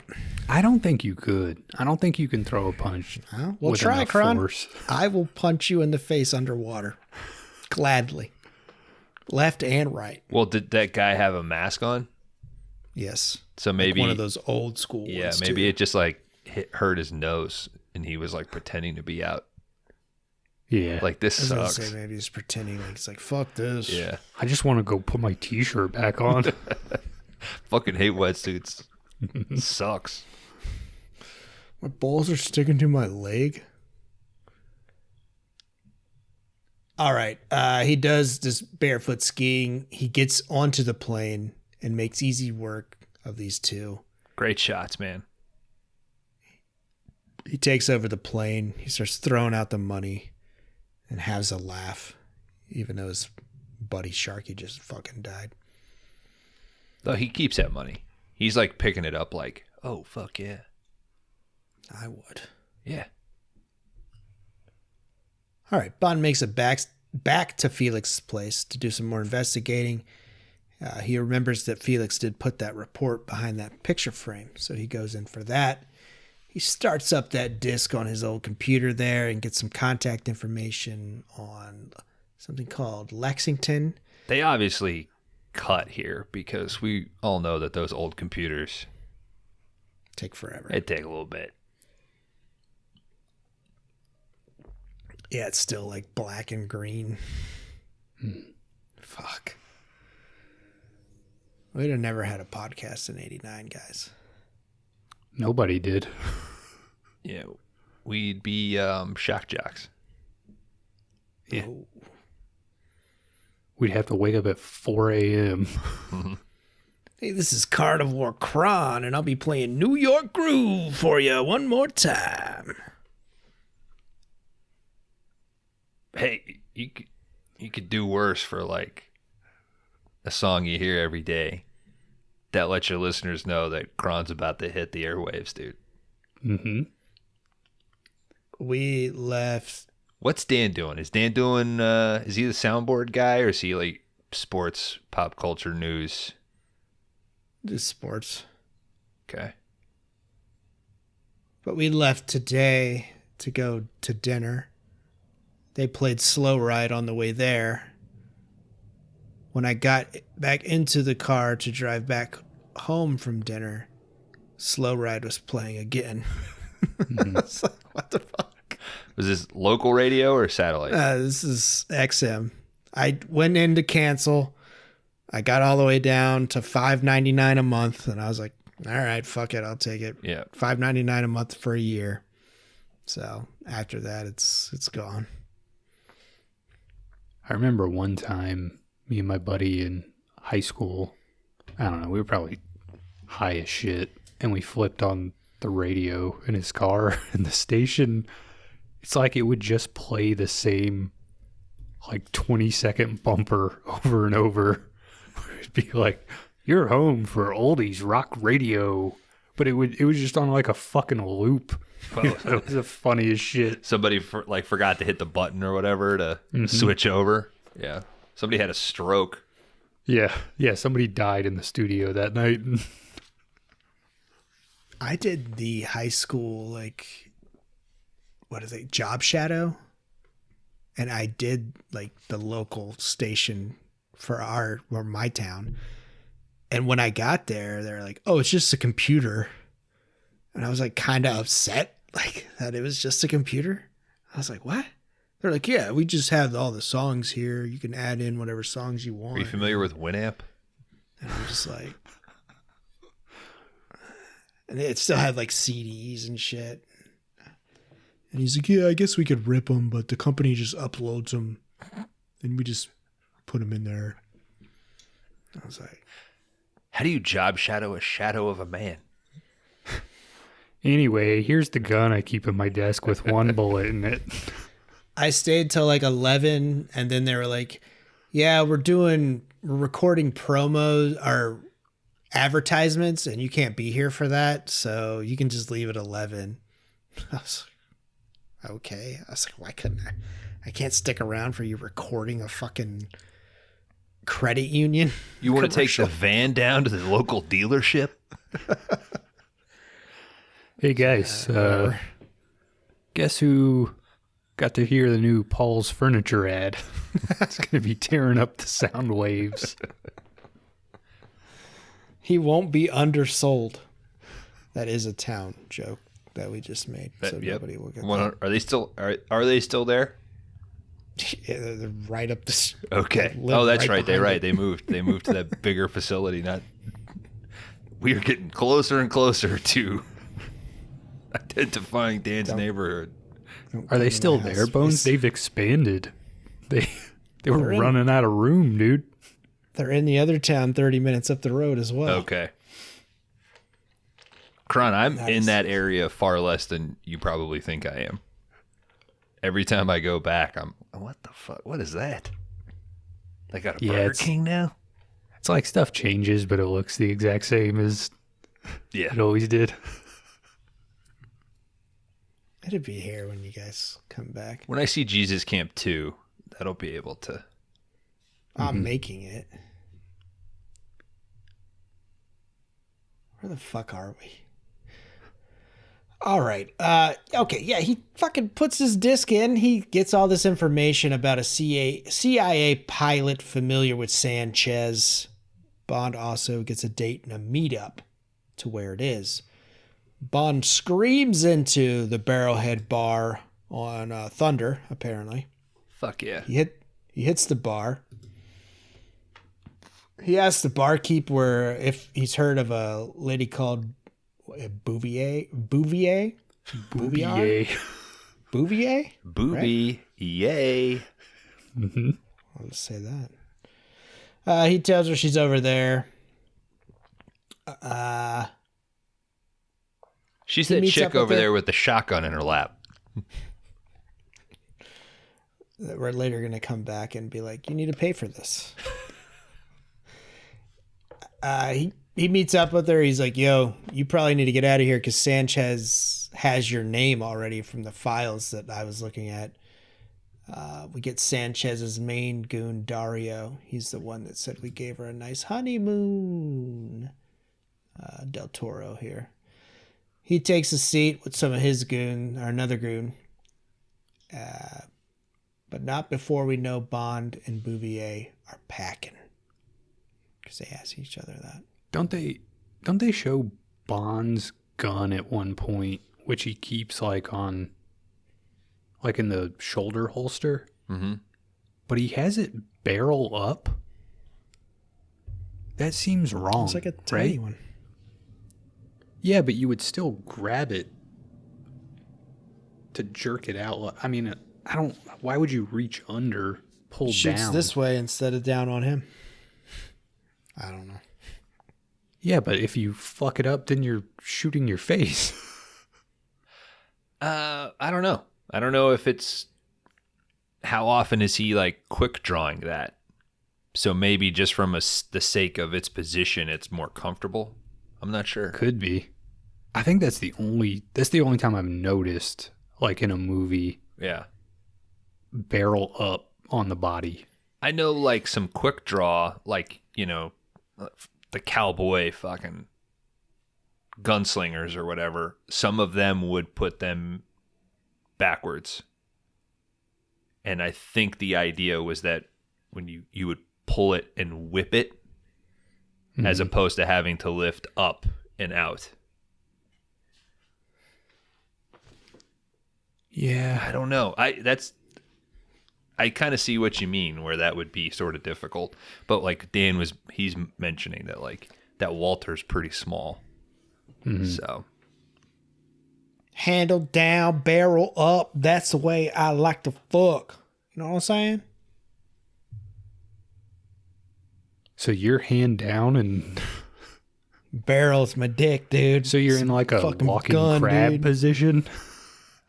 Handle, barrel up. You know what I'm saying? Shit. Fuck. Kron, you Yeah, don't fuck. he's a Hand power down. bottom, dude. You don't fuck, That's dude. what it sounds like. You don't fuck, dude. You Crab still walk. Fuck, dude. You want a crab fight? All right. Dario says he knows that Bouvier used to run some boats for a friend. Don't let your booty hole touching the sheets, Kron. Yeah, you gotta watch that. That's shit. gross, dude. I got that Tushy though. Thanks for Tushy for what do you call that? We don't have Sponsoring sponsors. us. We just have a computer. We just put it all in. Yeah. They just upload it for us.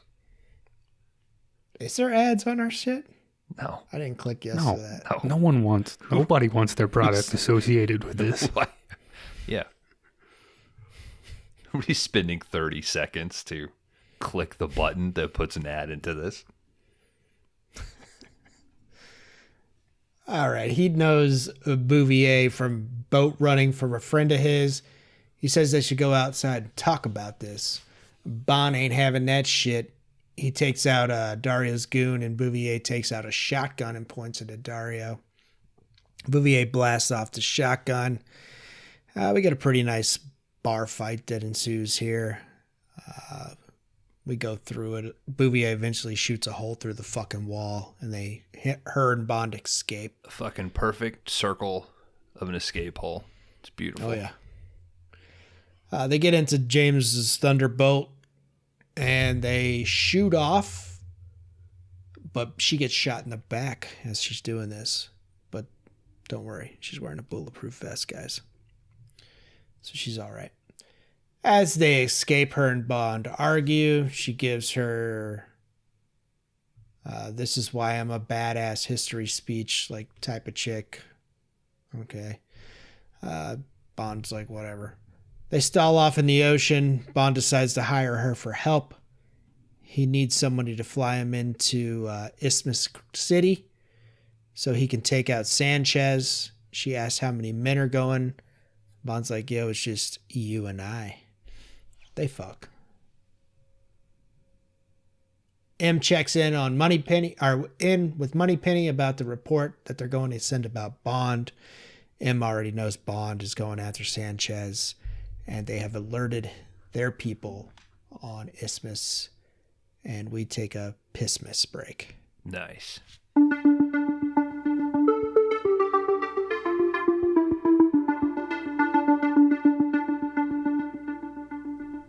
All right, welcome back to 5 Day Rentals, everybody. We are somewhere in the middle of License to Kill from 1989 with Double O Hell Yeah.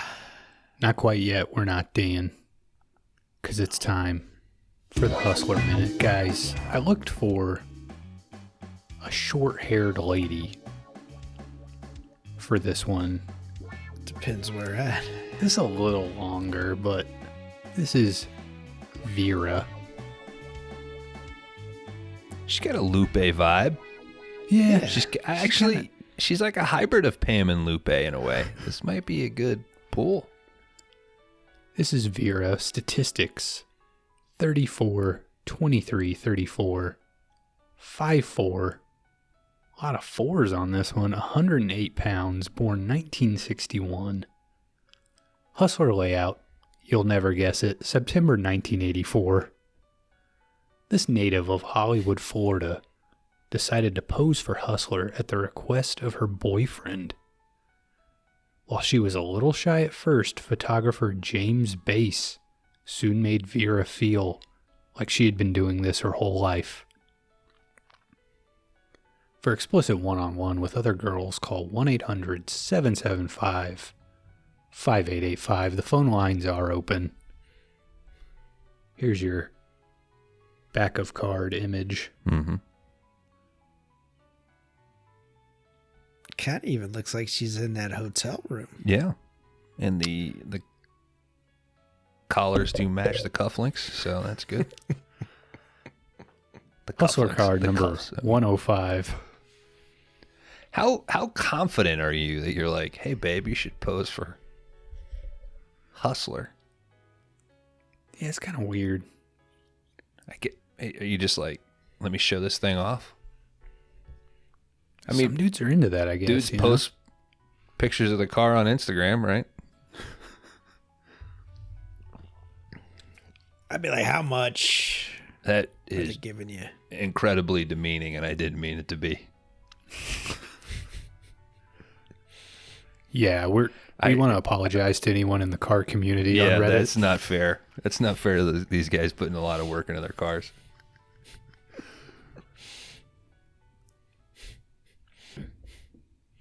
Takes a lot to figure out which exhaust you need. Which stupid spoiler to put on the back of your Honda. All right. We're finally in Isthmus City, guys. Does anybody know where that's at? It's made up, right? It's in Mexico. It's in Mexico, or they shot it in Mexico? They shot it in Mexico, but yeah, they made up the name of the city. Yeah. As another thing to consider with this movie, too, is we are post-Cold War. Yeah. You know? So you might look at this and go, oh, you're doing a fucking drug dealer sort of thing. That's definitely very American. But you also have to take into consideration, it's like, well, we have been beating up Ruskies for 2 decades now. Yeah, but they go right back to it. You got to, dude. They're so fun to beat up. Yeah. There's only one group better to fucking kill and beat up. What's that? You know. Americans know. Are you mad that we didn't do Brosman? Brosnan? Yeah, What's his name? Brosnan. Brosnan? Mm-hmm. Am I bummed? Yeah. No, just means we'll do a sequel category. There you go, Kron. Thanks a fucking lot, Dan.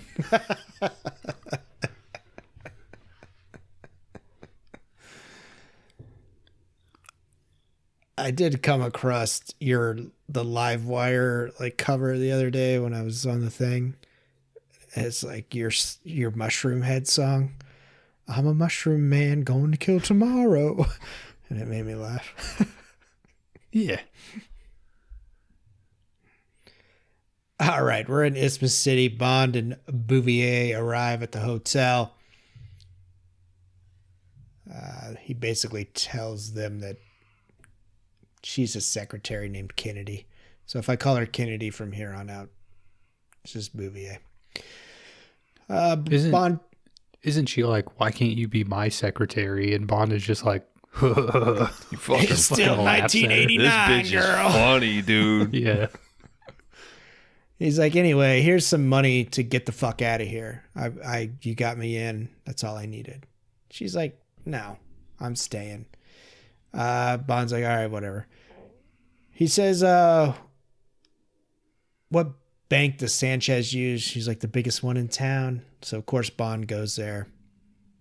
At the bank, he meets with the head of the bank, makes a big deposit of a huge briefcase full of money. Meanwhile, Sanchez is tagging along on a tour of, I don't know if it's the bank or I don't know what they're touring here, but they got some glass factory. They got some potential clients. Yeah, they said just go look around. Who gives a shit? I sorry, Dan. I watched this YouTube video within the last few days. This like engineering channel on YouTube that I've been following. And they were talking about this giant telescope that's being built in Chile. And it's literally called like the ELT, Extremely Large Telescope. And the European Space Organization, it's like 16 different countries or whatever, footing the bill to do this. This thing has a 39-meter mirror. It's going to be fucking massive. And anyway, they were like, the best glass makers in Italy came together. And I was like, fucking, yeah, duh. Where else are you going to get your glass? We brought in Vanini. Yeah. He's personally making the lens. They are shipping it in via convoy. It is protected by a dude in a coffin with a shit ton of knives on a gondola. What are we trying to look at with that?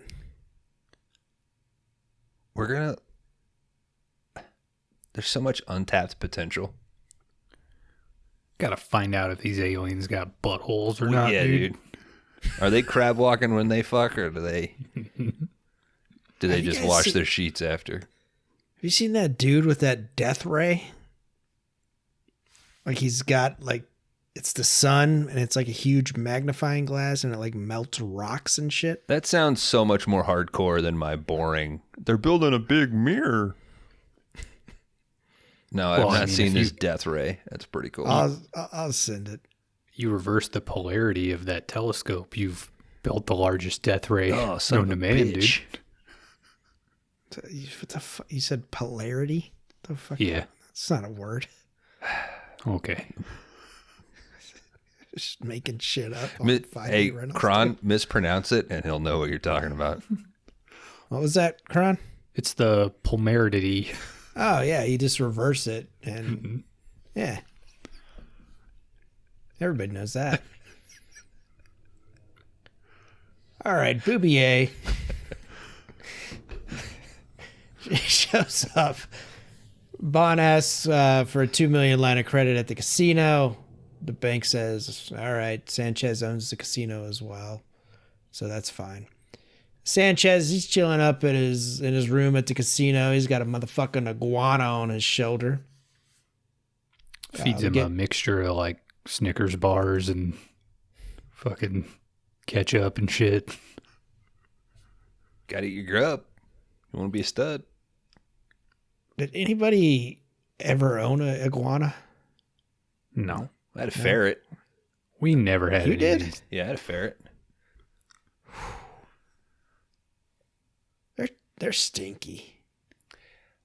Squeak wasn't too bad. I didn't have his sack removed yet, but I only had him like a year and a half or so.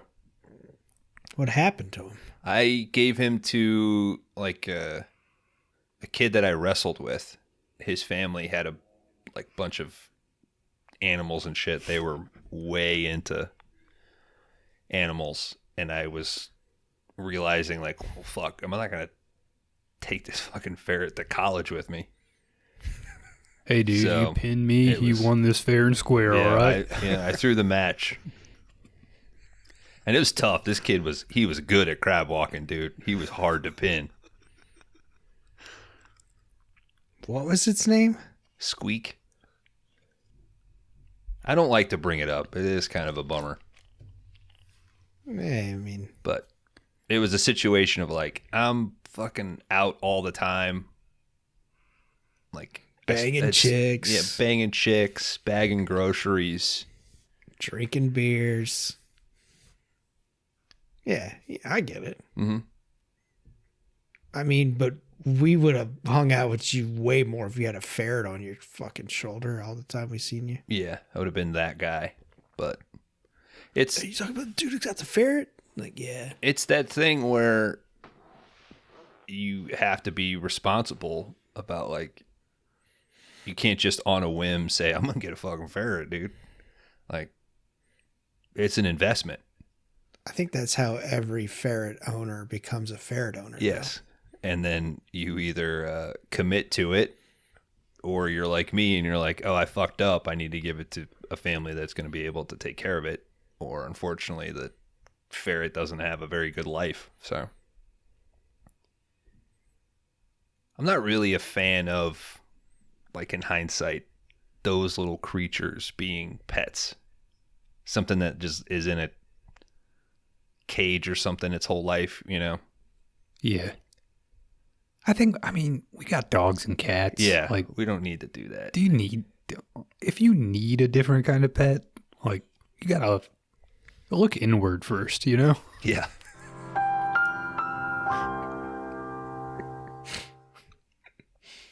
Is that the best advice we've ever gave? That's all Kron. I mean,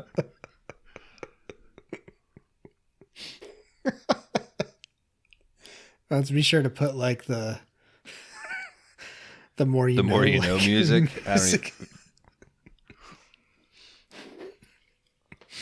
I don't even know it. I'm putting minimal effort in this one, dude. Thank you, Kron. Mm-hmm. All right. I'm good for one of those every 2 seasons, so. We get Wayne Newton on our TV. Oh my God, dude. Joe Butcher. I know I've not seen every Bond movie. I would put this guy top 3 favorite Bond characters. What? I love him, dude. He supposedly petitioned himself for a long, long time to be in a Bond movie. It's just like his dream. When you know you got it, I mean, when you can bring A-level stuff like this to the franchise, you put your name out there, dude. He's got like 5 lines. He's fun, dude. He's having fun. I like him when he's on the TV. I like him when he's at the compound. You like him when he's like kind of rapey on the bed? Oh, that's it. I think he crushes in the fucking movie, dude. Bless your heart. Well, he's a bad guy. Yeah. I mean, Yeah, he's running a telethon, which is basically just a front to tell the prices of the cocaine. Yeah. All right. Sanchez questions Lupe about what happened on Crest's boat, but she says, I stayed in the cabin. I don't know. Mod arrives at the casino, gets a private blackjack table, starts gambling. I was glad that we got Bond gambling in one of our... I feel like that's kind of a big part of his character, right? We've got it in 2. Oh, yeah, I guess he gambles a little at Diamonds Are Forever. He doesn't do anything in Moonraker. He gambles with his life getting in that. On the 40 locations that they send him to. Yeah. Would have been cool if he was like, got on the intercom and was like, I bet our Moonraker gets up there quicker than yours does. I'll give you 10 to 1 odds. He goes to a casino in Moonraker. Does he gamble though? Does he? Or no, Circus, Diamonds Are Forever? Yeah. That's Diamonds Are Forever. Oh, shit. Fuck. They're 2 very different movies. How dare you let them mash? In my head. Yeah. Yeah, one of them is awesome. And one of them's Moonraker. Damn it, you took my joke, dude. Sanchez talks with some skinny punk. That's all right. This is Money Goon. 3 weeks from now, Dan and I will be texting about the Discord message that says, man, Kron killed this episode. You're like, oh. I don't give him that encouragement on Discord. Okay. Hey guys, put it out there. Give these 2 something to talk about, huh? All right, Sanchez talks with his Money Goon, and he says, let's raise it to $22K for a kilo. I like Wait, this dude, what? man. I like this guy who went to Yale Business School, who's like genuinely concerned about the business, you know, like it's very 80s yuppie, you know. They all accepted the new price. Fuck yeah. Yeah, apparently he went to Wall Street for a few days to hang out with like Wall Street guys for this part. Yeah. All right. He's in Probably there. like, wow, they do a ton of cocaine up there. He's like, who's this Jordan Belforth guy? I don't know, but he's not leaving. Just keeps screaming. I ain't fucking leaving. I'm not fucking doing it. Patting on his chest and humming all the time. I think one of my favorite parts of that movie is when they're on that fucking boat and Jonah Hill's wife says something about chop. Like, we can't do it. It's too choppy.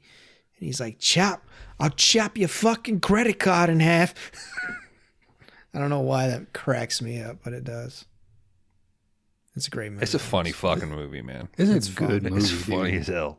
It's fun as hell.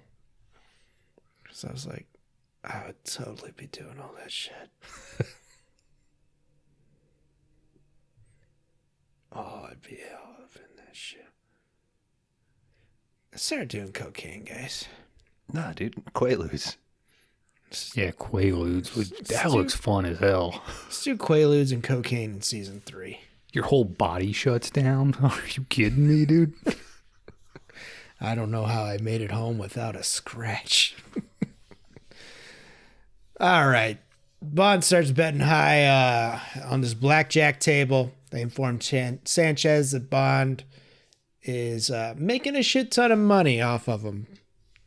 Sanchez lets him loses play. the first hand, right? And then he like fucking triples down and fucking cleans out. Yeah, he does like the every textbook thing that you're supposed to do, right?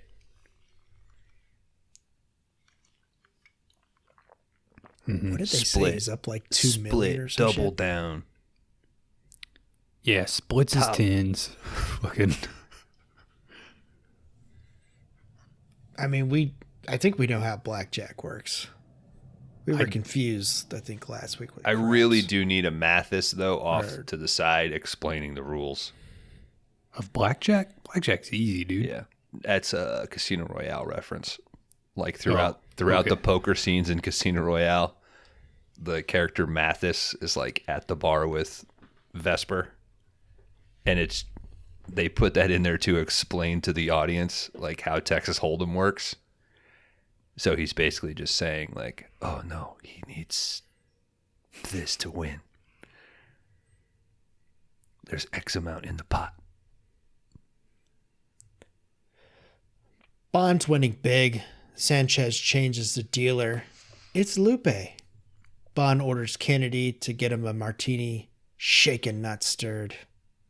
Do we like this delivery of shaken, not stirred? He throws it off. Yeah. That's always a fun, like you're not looking forward, but you know that's coming. And it's just very like, yo, bitch, go get me a fucking martini. Like, Mm-hmm. I mean, some guys might like that, but I like a little more shake with this line delivery.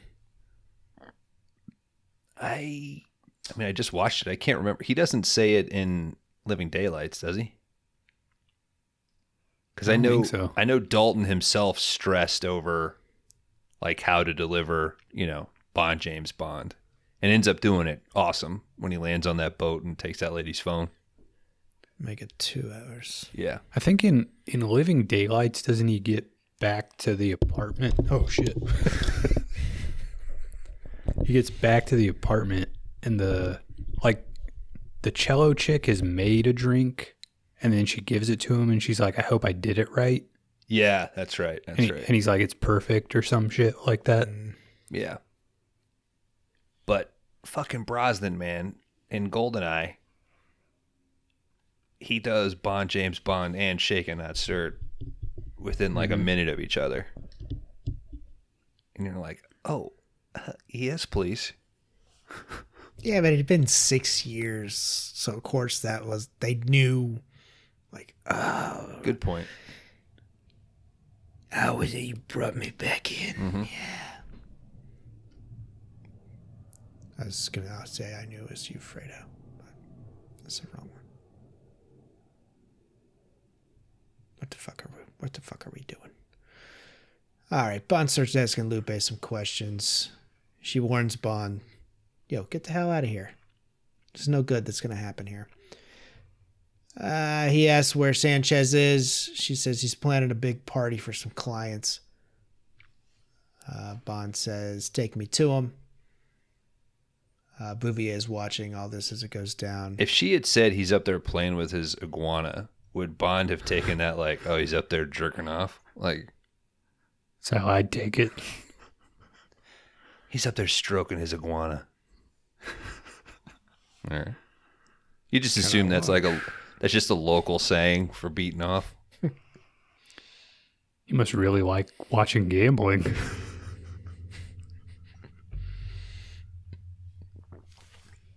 Damn, I knew that dude was cold-blooded, but It's going to take him a minute to warm up. Lupe takes Bond to meet Sanchez. Sanchez and Bond go back and forth. They're kind of trying to figure out each other. Bond kind of comes off like, hey, I can kind of help you. He says he's a problem eliminator. And he's looking for work. Sanchez basically tells him, like, look, man, nobody saw you came in here and nobody will see you leave. So, whatever. Bond says, I think I'd be a great help. Sanchez says, I'll keep you in mind, but hand over your gun. Bond leaves after this. Kind of kick him out. Back with Bouvier, Bond says that Sanchez is behind bulletproof glass, that they will need to find a way to get at him. They let Bond know that his uncle has arrived at the desk when he gets back to the hotel. On the way up, Bouvier gives Bond a gun and waits as Bond investigates, but it's fucking Q. He shows him an explosive alarm clock and a camera gun. Kennedy takes the master bedroom, and Bond is cabined in there with Q. He'll be There's also there's a part where he's got like a Kodak instant camera, and it shoots a laser, but it also still takes a picture. And it's like there's skeletons and shit. Is that your favorite part? Yeah. It's pretty good. I mean, why would it still take a picture though? Right, you've been annoyed with like the Bond like toys throughout these movies, so you didn't mind that one? I don't even think I'd say I've been annoyed with them. I liked the ones in Moonraker. Fucking bolo that explodes a dude's head. You kidding me?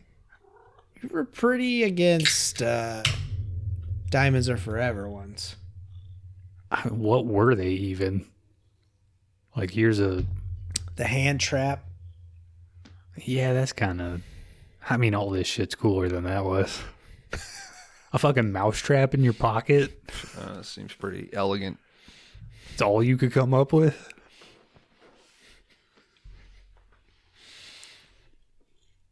I'm going to Yeah, I think a laser camera that takes pictures of skeletons is way fucking cooler than that. I'm sorry. I would like to see the list of inventions you come up with for Bond.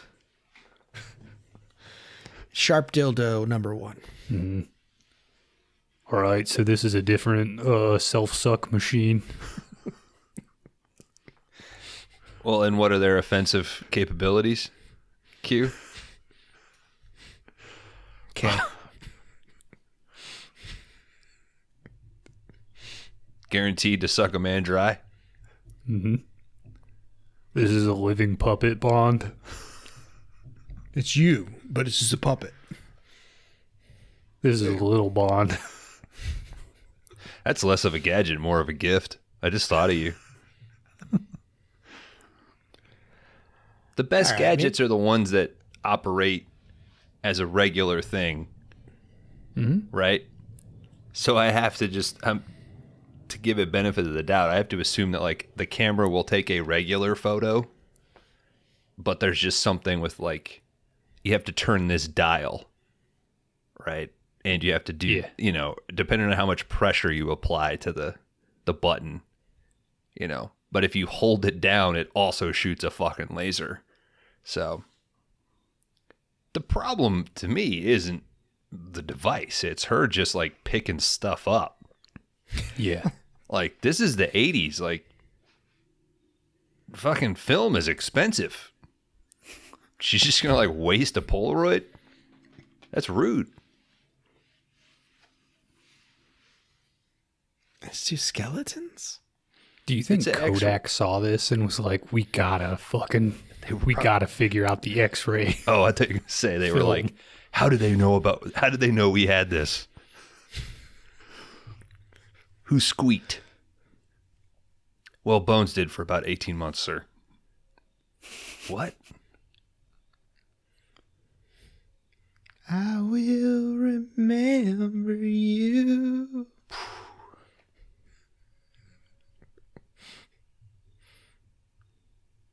Meanwhile, Sanchez is getting the deal done with his new clients from the East. Bond tells Bouvier, You did great, but get the hell out of here. He tells Q and Bouvier to leave like 9 times throughout this movie. He says he works better alone. He grabs a tray of champagne and heads up towards where Sanchez is. He's also breaking the law, so he doesn't want everybody else to get in trouble. Yeah, he's a nice guy. I mean, he knows she's not leaving. She got that ocean dickin', and she's sticking. All right. He takes it. That sounds like a T-shirt you could buy at Key West, dude. I should make a note to put the More You Know music over that. Mm-hmm. It's 2:17. Takes an elevator shaft. You gotta stop doing that because edits. This could be at 220. This could be at 150. I'm calling it 214. Do 2:16. Okay, we'll let a listener confirm that for us. Right. We had all that discussion up top. Like, what are we doing for the cold open? I probably ate up 2-3 minutes. What do you mean? What's a cold open? We don't know what that is. All right, he takes the elevator shaft to the roof, ties himself. He just fucking glides down to the window. What do you call that? Fucking para. I don't keep doing that motion. I want to see if that jogs my memory. Jump and hit. When you glide down the side of a building with a rope. When you rappel? Rappel. There you go. Fuck. Jesus. Listener, I wish you could see. It's pretty good. That's pretty good. It's pretty good. Rappel right? motion, yeah. Too quick, probably. But I was a badass once. I was terrible at it. I just walked down. Every time I did it in training, they were like, "Why don't you're not actually jumping?" And I was like, "Why? I can just." You never kicked off? I didn't really need to. I mean, the training that we did it was, I think it was, maybe Danny Duck can confirm this for me, like maybe 2 or 3 stories. But I could just fucking Batman and Robin. It's weird that you were insisted on wearing the Batman suit. Well, I was hoping somebody would poke their head out and we'd have a guest that week, but.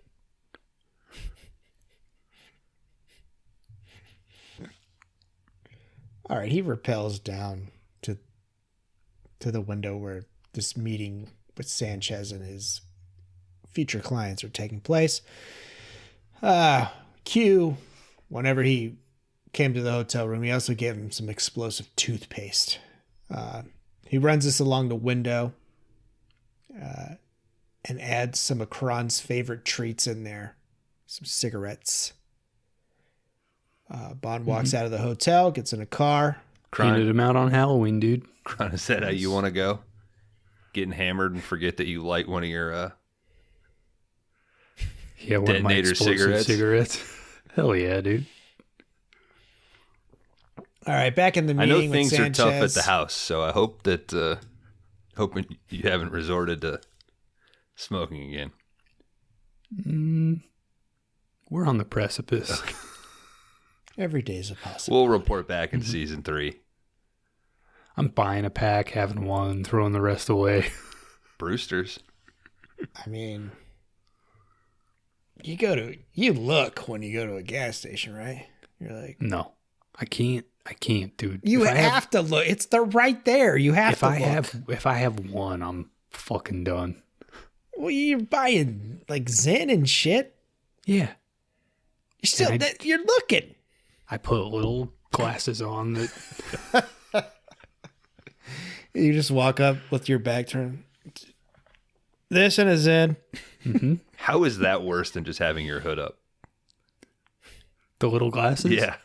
It's at least a conversation point. If a dude came in wearing those little glasses, I'm pulling the shotgun out from underneath the register. Well, they know me. Why you got horse blinders on, dude? Nobody else comes in like that. Or are you only looking at the cigarettes?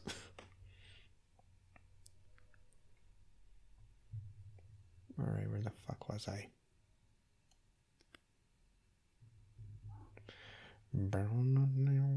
So he applies the explosive toothpaste to the All right. bulletproof glass. Yeah, gets in a car.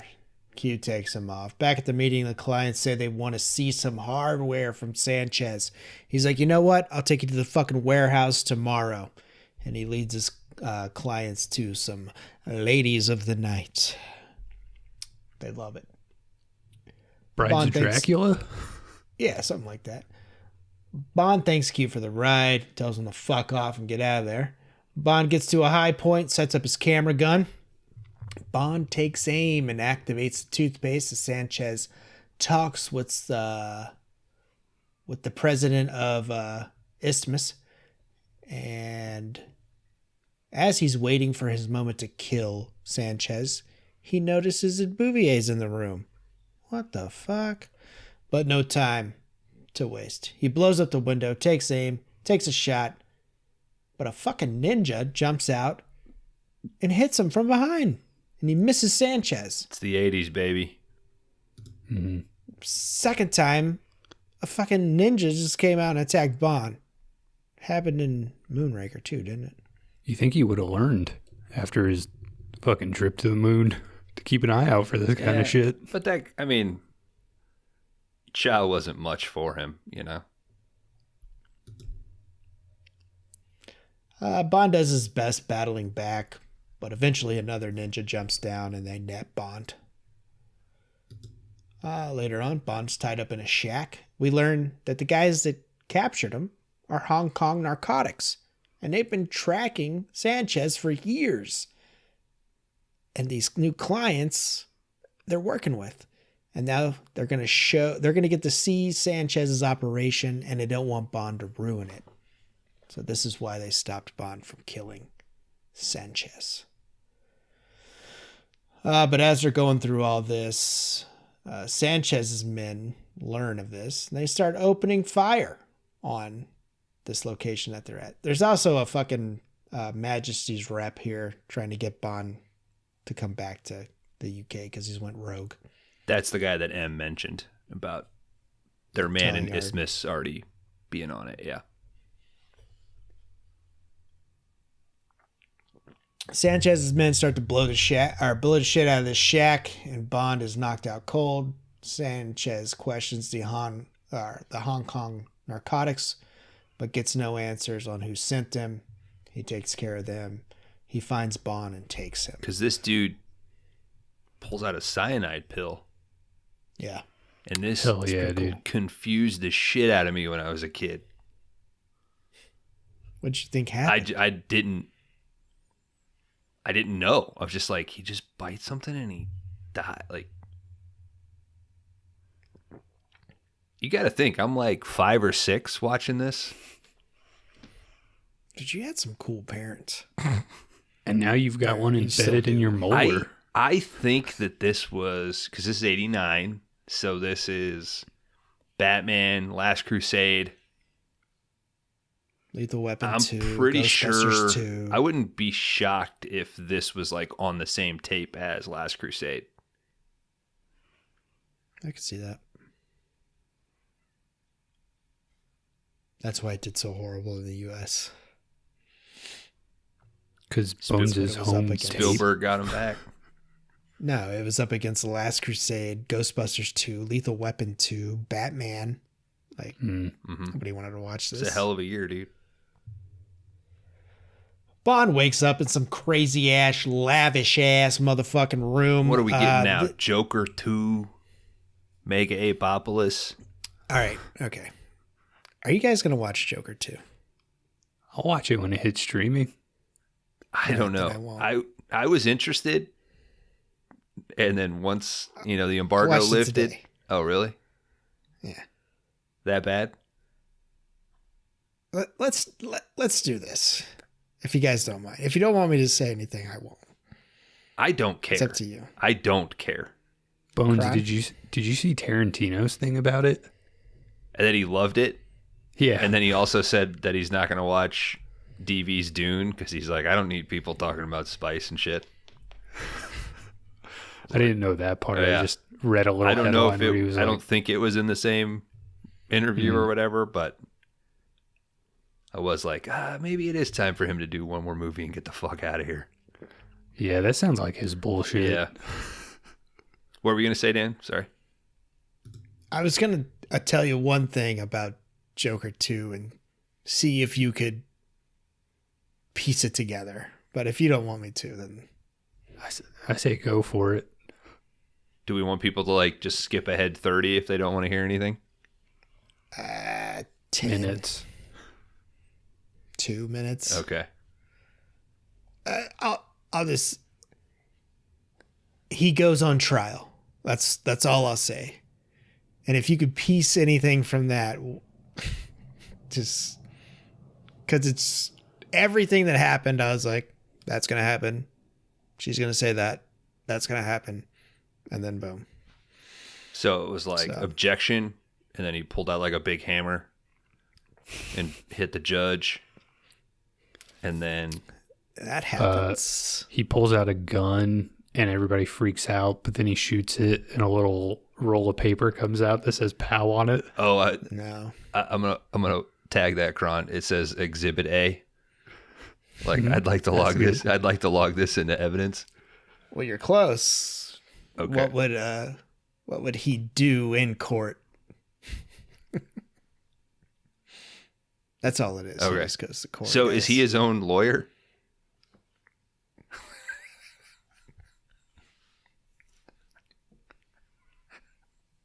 And they allow him to dress up as the Joker in court. I'm like, what? Who would ever allow that? No judge. So yeah, spoilers alert for Joker 2, guys. It's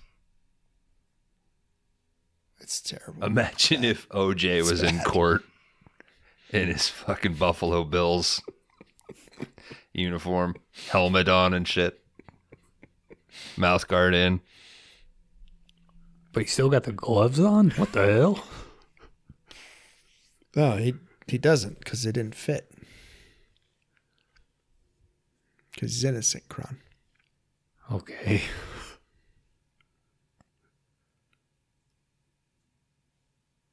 What the hell's happening in the movie, Dan? It's a man.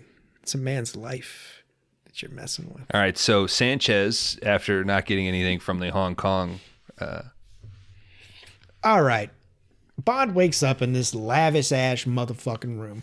So this was a home that they'd built for a baron or some shit. Is that the winking fish? this is the bedroom fish. Compliments of our buddy DK.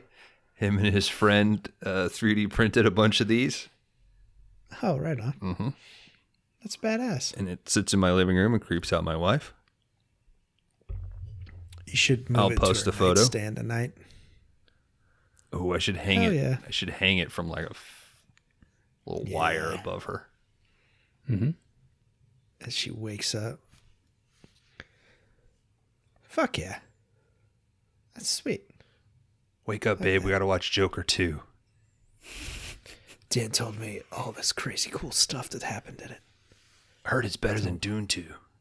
Don't watch it. Don't. Tarantino said that. So yeah, this is a real house that they used for this. It's built for some baron. The house supposedly at that time in 1988 was worth like $32 million was this house. That's the fucking budget of this movie. But apparently he was a friend with Broccoli, so they let him use it. All right, he's wondering where the fuck he is. He walks the grounds and Sanchez greets him. Lupe informs him that Crest is meeting with Sanchez later. Sanchez has a chat with Bond about what happened the night before. Bond says, maybe it was a freelance hit team, man. They're probably after me. Bond says he used to work for British intelligence. Sanchez says that someone close to him is trying to kill him. So Bond says that. Bond as a character is pretty lucky, right? And there's an element of, well, you got to keep this guy alive for the sake of the plot being unraveled or whatever. And this one sticks out because Bond's going rogue, right? Mm-hmm. But what is kind of cool is that there's all this stuff that's going on that would not be affected by Bond at all. But then his ignorance or arrogance or whatever starts to affect things. So Sanchez has to like kind of start to counteract. So he actually is like being proactive to the story.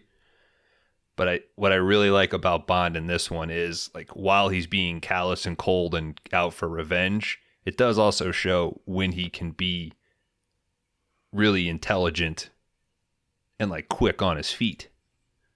So you might say like, well, he got netted by ninjas and then he wakes up in a dude's like lair. But how quick he is in this little moment to get some information from her and be like, all right, well, fuck, now I'm going to start I already thought I took out Crest, but now I can use him and manipulate. It's like kind of easy to miss that, but I think it's a cool element to him. Anytime that you can kind of see like, oh, this is why he is a badass spy. So, Kron, do you take back the remark of maybe Bond's the worst secret agent ever? I don't know. I mean, that's one, 30-minute example in, 24 movies of fucked up missions? I don't know. God, man, you're a fucking tough nut to crack. I'm sorry, he's not a good spy, dude. He's a good spy, Bones. But nothing ever goes Too late, how I already it's cut planned. myself. All right, Sanchez informs Bond that everyone in his organization is 100% loyal. He has to go to a meeting. Bond and Lupe make an exit. Sanchez gets intel on Bond's real job, that he does work for British intelligence. Sanchez tells his guys to be prepared for this meeting with Crest tonight and to bring Lupe as well. Bond tries to leave Sanchez's place, but has to deal with some guards. Lupe helps him make his escape out of here. They get into a boat. He just rides underwater on the side of it. She says she's going shopping. Boom, that's how he gets out. Back at the hotel, Bond finds Q and Bouvier. He tells them to get the hell out of there because he doesn't need them there anymore. Bouvier questions why she was in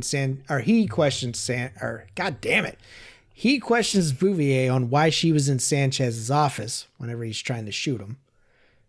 She spills that Sanchez is going to purchase 4 Stinger missiles to take down an airplane if the DEA doesn't get the fuck off his back. She also says that Felix promised immunity to Heller, who's Sanchez's other goon, that if he gets the missiles back, he won't get in trouble. She says Heller took the deal, but when Bond botched the assassination attempt, it scared him, so now the deal's off. So he basically wants to kill Bouvier. I do Kennedy think says she kind of fucks up by not saying anything to Bond. Like if she's, wouldn't you say that? if she's in the first aware, place? yeah, that he's like, and I get that explains why she was sticking around more so than just the deal that he made with her. But you could say like, this dude is on a fucking hunt for revenge, is going to kill his ass. You should also maybe mention the Stingers.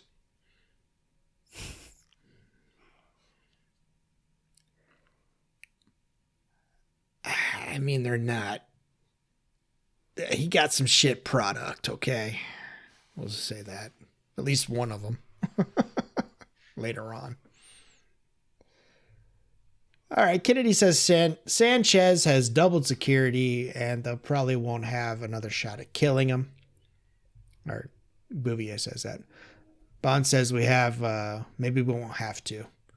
Bond tells Q to bring up the Rolls Royce. They head to the bank. They make a withdrawal. Later that night, Bond and crew are back on the dock. Bouvier takes over as harbor pilot for Crest's boat. She speeds up and smashes into the docks on the approach. Bouvier opens up the Sentinel latch where it goes in, and this is how Bond gets in to Crest's boat again. He pulls some supplies in. Sanchez and Crest, they have a discussion about the money that Crest owes Sanchez. Sanchez tells Lupe to look around the boat for a safe. Bond and Bouvier prepare for their plan as Crest tries to explain what happened the last time Bond was on board. 2 goons bust in on Bond and Bouvier. They hide. Sanchez gets an update that they busted in on Bond. He heads down. He finds a shit ton of money in that pressure chamber. Crest swears it's not his. We find out that Bond put it in there. Sanchez has a mental breakdown and accuses Crest of stealing his money and then trying to use it to kill him. He tosses Crest into this chamber where the money is. They turn the pressure up, and Crest's head explodes. It looks great. Yeah. It's pretty cool. It's not like a really long shot, and it probably would ruin it if it was, but it's literally, you just see his head blow up like a balloon, and then blood sprays everywhere. And the dude plays it wonderfully. Like the panic and the terror. And he kind of cuts the pressure at one point, right? And then like ramps it all the way back up or something. I feel like he like toys with him for a second before he's just like, fuck it. Like, let's blow this dude.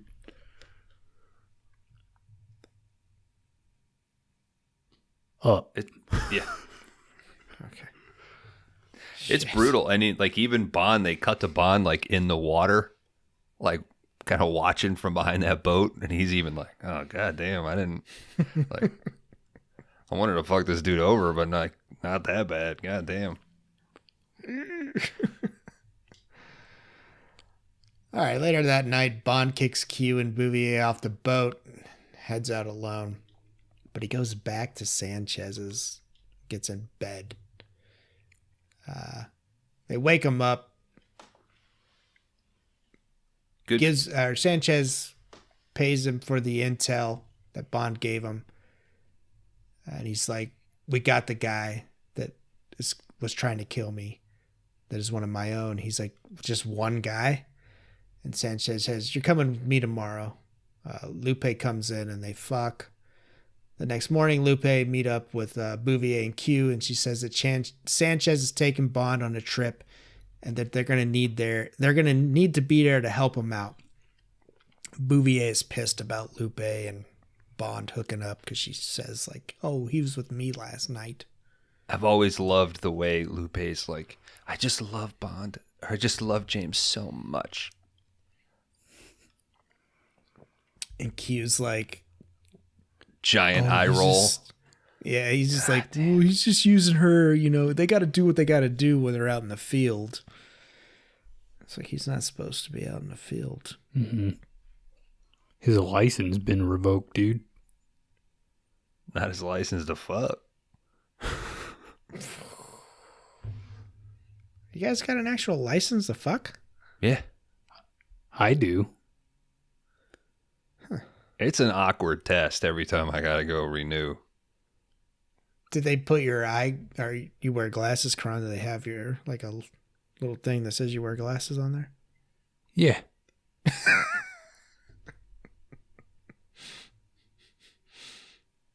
Do you show it like every time you're about to fuck? They also put me in the Magnum division. What's that? Well, if you don't know, then We're not. I think it says more about you. We're than it not does supposed about to me. talk about it. So you work there, like in a DMV license to fuck division, Magnum? No, I don't work there, Dan. Okay, sure. That's why your license says shrimp dick on the top of it. I don't have a license Yeah, that's what I thought. because government can't fucking hold this guy down. Not gonna fucking tell me what to do. It's not government issued. What's it from?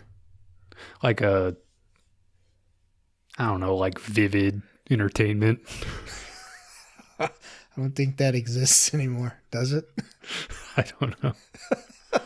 Bang Bus issued my license. Yeah, you can now drive the Bang Bus. Have you ever got mixed up and showed like an officer your license to fuck whenever you got pulled over? Well, yeah, but she was like a hot lady officer, and that's how the scene was staged. It was a good turn on that one. You knew exactly where I was going. All right, Bond's on his way to... Did you call her sugar tits too? Yeah. We had to cut a lot of dialogue from that scene because it was verbatim. Yeah. Hey, apparently Mel Gibson saved Robert Downey Jr.'s life. by showing him Christ.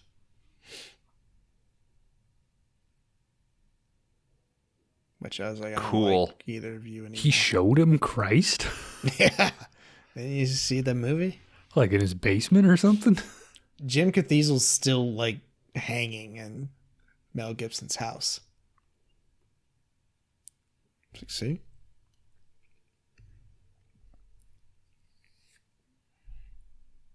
Dan, I hope we don't go 3 Shut up. hours on this.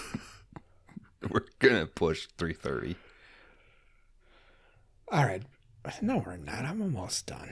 Get to the We haven't even got to the fucking lab yet, dude. get to where the I'm tankers at fight the each lab. other. All right. Bond's on his way to the lab, and Q and Bouvier are tailing him. Bouvier gets held up because he tries to get a plane rental, but they say she can't have it. Sanchez and Bond, they take a helicopter with the stingers on it. Or no, Sanchez does. Bond takes the car, and everybody heads to Sanchez's plant. This is where all the fucking cocaine is, dudes. The tour goes on. They show the drug plant. Sanchez shows up. Look at all the cocaine. It goes into the gas. That's how you get it in. We joked about that on Thunder in Paradise multiple times. Check those episodes out. The movie's finally here. License to Kill. Sanchez interrupts his new clients. And Yeah, sends sorry, them- listener, if we're skipping over the cocaine and gas element of this story because we talked about Joker 2, Licensed to Fuck, and My Pet Ferret. Wait, Joker 2 was called License to Fuck? Should have been. Yeah. He does fuck. You know, Well, now Kron's going to watch it for sure. Doesn't he get fucked too, in a way? Whoa. so boring. Thought the first movie was good, but I didn't like the part where Joker got pegged in number 2, dude. He was in prison. Yeah, It that happens. doesn't count in prison. Yeah. Should have avengement his way out of it. Mm-hmm. Oh, that would have been so much better. He's too skinny, though. He wasn't working out. All right, Sanchez interrupts his new clients. He sends them into a separate lab. Bouvier finally shows up. Back with the clients, Sanchez hammers out some of the numbers with his number goon, and Bouvier meets with Professor Joe. They X. chat Colt. Back at the lab, the scientists they go through the process of turning the cocaine into gasoline, basically, how to ship it. Professor Joe shows off They his put the personal coke pad. in the gas, Yeah. and then they remove the gas later. Mm-hmm. And they It's get genius. they get to keep the gas as a little special thank you. I mean, that's not nothing, dude. Yeah. $3 a gallon? You kidding me? Sanchez is an honorable dude. Not an 89. This is Mexico too, so this is probably like 15 cents. Don't do the math on that. I'm probably wrong. It's probably like 2. I mean, what was a big bag of cocaine, though? $23. Don't ask me how I know that. All right. Joe shows off his personal pad to Bouvier, but she says, "Fuck you, I'm getting the fuck out of here." Puts a gun in his face and leaves. He's got a crazy bed. It's wild. Got a sleigh bed with fucking intricate carvings all over it and shit. It's wild. Looks like the Flintstones bedroom. Yeah. Kron immediately went on Wayfair. Yeah. Remodeling, dude. All right, Dario has a gun on Bond. Sanchez shows off some science moves. He lights a fucking thing on fire. Bond takes Gas advantage. everywhere. I mean, how hard could it be? Bond takes advantage of this. He throws his flaming beaker into the lab. It starts fire. Everybody runs. He gets caught up, and Dario sells him out as an informant. He's like, "I know this guy. I've seen him at this bar." Sanchez, of course, is very disappointed in Bond. Sanchez, his goons are like, yo, we got to get the fuck out of here. This place is going to burn down. Heller and his other goons try to talk him out of staying, or try to talk him out of it, but they're like, we got a ton of money wrapped up in this fucking thing. And Sanchez is like, fuck that. The fire starts raging. Sanchez puts Bond on a conveyor and sends him up. This is where the coke gets grinded into the powder to go into the gas. So he's going to try to put Bond on that. Gets about halfway up. Bond mentions the Stinger missiles, and like Sanchez kind of stops. That gets his attention. Bond basically says, all right, and then tells him about the Heller deal.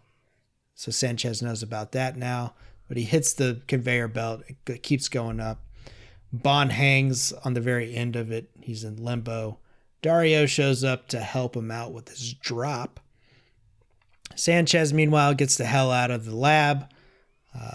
Bouvier sneaks in and sees what Dario's doing, trying to kill Bond. She shoots his ass. Bond pulls him through the coke grinder, and we see all that. It's pretty crazy. It's awesome. I mean, from this point on, the movie is just like 100 miles an hour. Sanchez finds Heller unloading the Stingers, and he's like, hey, take him to my car. So he knows the deal with Heller already. Bond and Bouvier try to escape the lab. Finally, a forklift busts through the wall, and we see Heller impaled on it, and they take an exit that way. Sanchez drives out, picks up his little money goon there. Bond and Bouvier take a golf cart and follow. They snag a plane as the lab blows up. Bond jumps onto a big tanker that they have the gasoline going out on, or the coke, whichever. Sanchez starts opening fire on it. A little column A, a little column B. Yeah. Either way. Bond avoids all this, takes the driver out with a fire extinguisher. Sanchez speeds ahead and tells his drivers to not let anybody pass because he knows Bond's got to control the truck. Sanchez pulls over, gets a Stinger out. Bond gets out of the way, though, and another big rig gets hit, blows up. Huge fucking explosion. Well, he drives the whole tanker up on, I guess it's not 2. It's probably like 4, but like one side he's got it tilted Well, it's all the way over. It's an 18-wheeler, so it would be on 9 wheels. Oh, yeah, that makes sense. Yeah. I think he had 3 or 4 of them not making contact anymore. Oh, yeah, I guess that's fair because a lot of those back wheels are dualies. Mm-hmm. So it would just be the outside wheels. So, yeah. Okay. We got there. Yeah, that guy disappeared for like 32 hours. They couldn't find him. And then they finally showed back up. They just think he went off and got drunk. Did you read about this being like a haunted highway? Yeah, that was one of the things. I guess with this giant explosion, a few months before this on that road, I guess some nuns took a dive and all died. Some And god. I guess there was a guy taking photos of the explosions for something for the Bond movies. And I guess when he developed some of the photos, you can see like a hand on fire, and it's like pointing in the directions where like exactly where the nuns fell. So they were all like freaked out about that.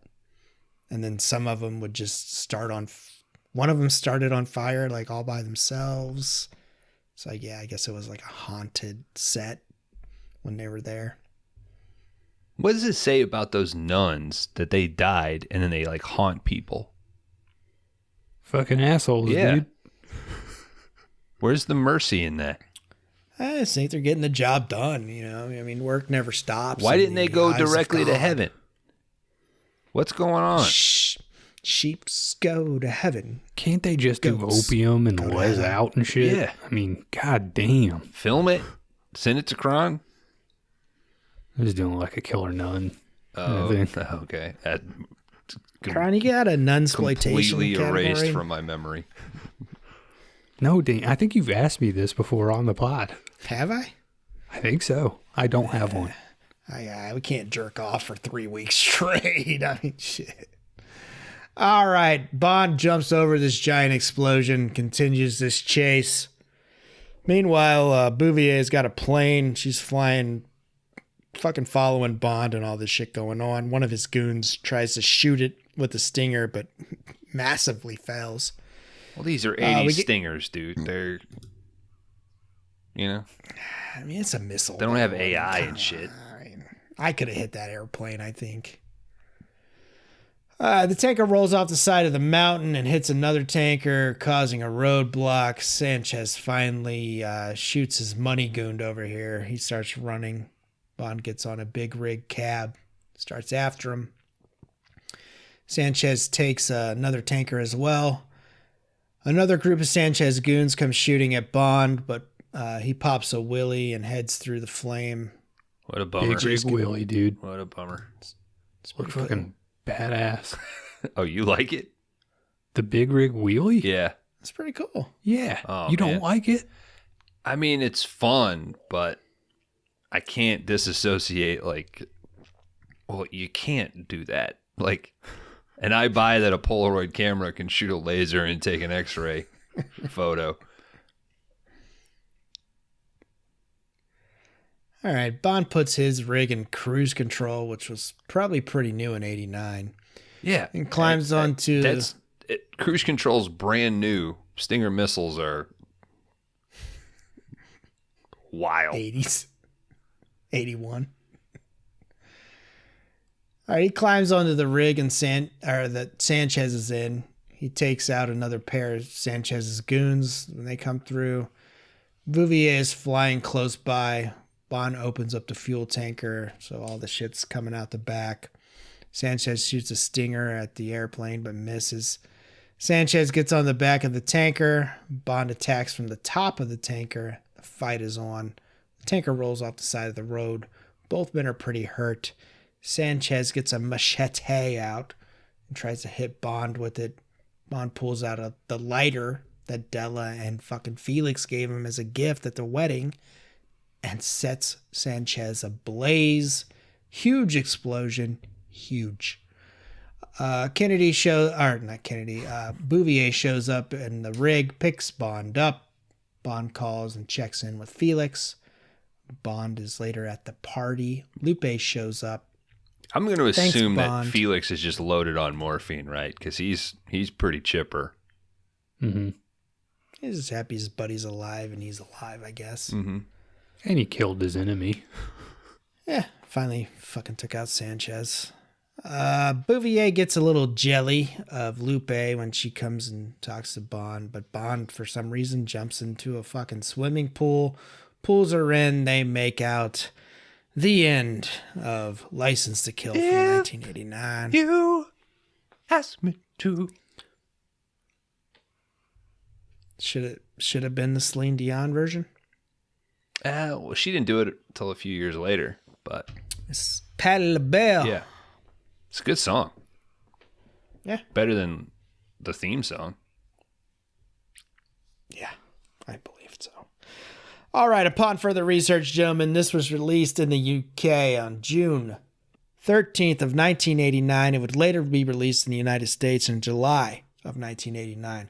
A budget of $32 million made a box office of $156 million at the cinema that week. You could catch When Sally Met Harry, Turner and Hooch, Jason 8, which is which one, Kron?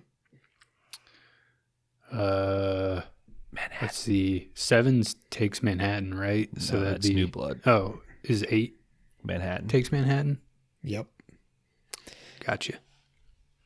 And in mid-June, of course, Batman 89 was still playing. Fucking killer movie, dude. Like we talked about before, it did horrible in the United States. It opened up against Ghostbusters 2, Lethal Weapon 2, Last Crusade, all those. So yeah, not many people were watching Bond during this time. In an interview during filming in September of 1988, Timothy Dalton denied media claims that his Bond was not allowed to have as much sex due to the AIDS epidemic, being a major concern at the time. However, in 2007, he did admit that that was true. Davey here was taken by several goons when he was on vacation in South America after the movie to an actual drug lord. And the drug lord was like, yo, I really liked your character. And they let him go after that. Budget restraints were imposed for this one. I thought you did everything right until you got lit on fire. But other than that, beautiful. How'd you make it through that fire? I based my whole career on yours up until you got lit on fire. I'm not saying I won't get caught on fire. There's still a chance. That's where you went wrong, but just in my opinion, though. Yeah. That's good. That's like 90% perfect. I don't put my cocaine in gasoline. I use soy milk. Yeah. All right. Budget restraints were imposed as the producers were still paying off interest on the overspending of 1979's Moonraker. Thanks, Kron. People will come around. What could have been License to Kill. License to Kill is already good. Held us back. Yeah, man. Another 10 million. I'm glad he went to the moon. Broccoli. What movie did he go to the moon? Okay. He goes to that space station in space. Broccoli did fall ill during the production of this because of the thin air in Mexico. Was unable to return. This was the last is this Bond guy? movie that he did. He's got millionaire friends. He can't breathe the air in Mexico. What fucking little lord is Broccoli that he fucking... He's like a sickly inbred. He's like the kid from The Secret Garden. Yeah. The spores. In 2018, Timothy Dalton admitted that after thinking of not doing a third Bond, he finally decided that he wanted to do a final one until Broccoli told him that after the 5-year gap, it would not be possible to just do one. Dalton then officially quit and said he had no interest in playing Bond for the rest of his life. And that's all I got, gentlemen, for License to Kill from 1989, directed by John Glenn. Rate my box. Kron, at the time of this review, 3.3 on Letterboxd. You gave Dan a 4.0. I gave him a 3.5. Kron, I'm going to give you a 3.5. Bones. This is a tough one. I'm going to go 4.5. Bones, I'm going 4.0. Kron, I'll go 4.0 on Kron. All right. Kron, why don't you kick us off, buddy? All right, guys. License to Kill. I will say this thing certainly brings the action. Like, you get a little bit more of a hard-edged Bond. Like, just the idea that they're putting this around the drug trade. You get a guy's head exploding. You get a guy bitten up by a shark. And then you end the movie with 20 minutes almost of just like shit exploding and cars flipping over. There's a lot of fun to be had. I will also reiterate, I do love the Joe Butcher character. I don't know why. Whenever that guy pops up, I think the movie gets a little better. I will say, just like with most of these Bonds, I feel like it's a little long. You could have cut a little bit of stuff here and there, maybe trim 10 minutes down from this thing. I think it's got a little bit of a slow start.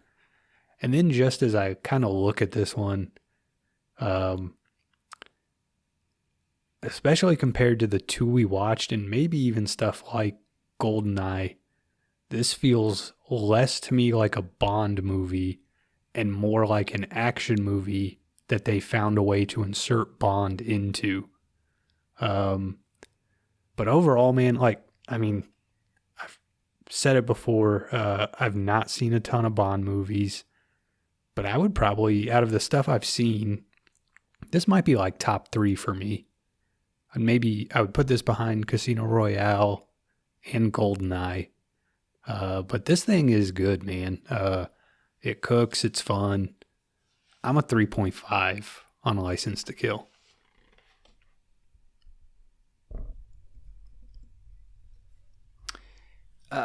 One of the best villains in the Bond franchise. He's absolutely fucking terrifying. He has a code that he lives by. I think you're hard pressed to kind of poke holes in a lot of the stuff that he does. You know, he doesn't, there's no scene of him having an exposition dump to Bond when he should just kill him.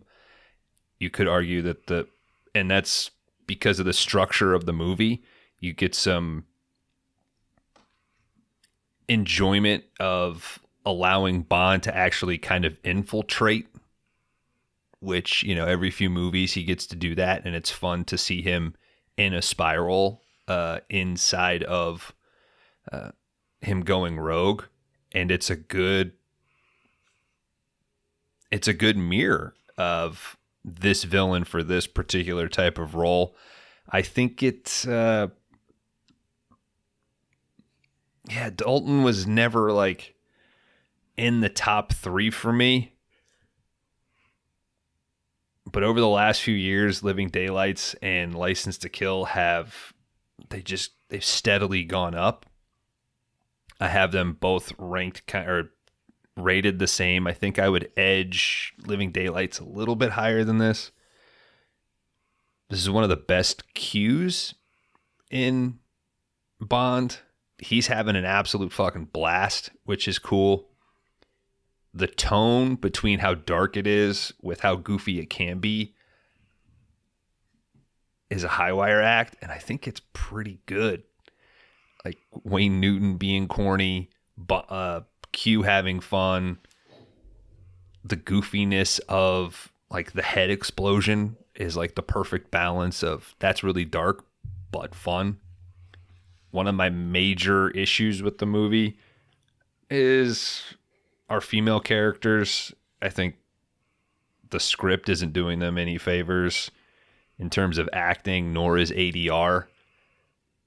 I don't know if Carrie Lowell, I believe is her name, who plays Bouvier, is kind of able to play tough like she's supposed to be. It always falls a little short. But this has definitely gone up, and I'd like to crunch the numbers. From a statistic standpoint, Timothy Dalton might be one of my higher rated Bonds. So, but for me, 10 years ago, I would have told you, 3. But now, 4.0, man.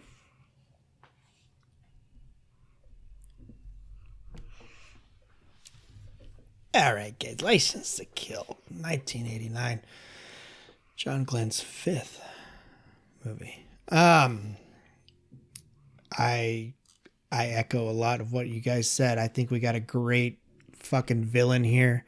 I think we got some great fucking goons as well, man. Dario and Cursed, I think, are fucking great. This is a fucking cocaine shark pirate out there just wandering the seas. Like, okay. I wouldn't have minded if he was the main villain.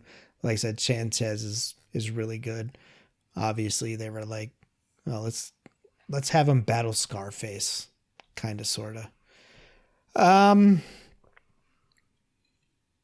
I like Dalton as a Bond. He's very straightforward, to the point. I think, and I can't believe I'm going to say it, but I think there could be a little bit of corniness, just a little bit, not like Moore or even Connery, but like with like shaken not stirred, like just Just deliver it. Give it to the fans. 89, of course, American action's going nuts. So I like that they kind of pushed it into that area. But like I said, Bond movies definitely look at what's going on and what's popular at the time. We've seen that from Moonraker with Star Wars. I think the action is fucking great. John Glenn, multiple times, everybody was like, this dude's more concerned about the action scenes than the story and the acting and everything else going on. But he just wanted great action.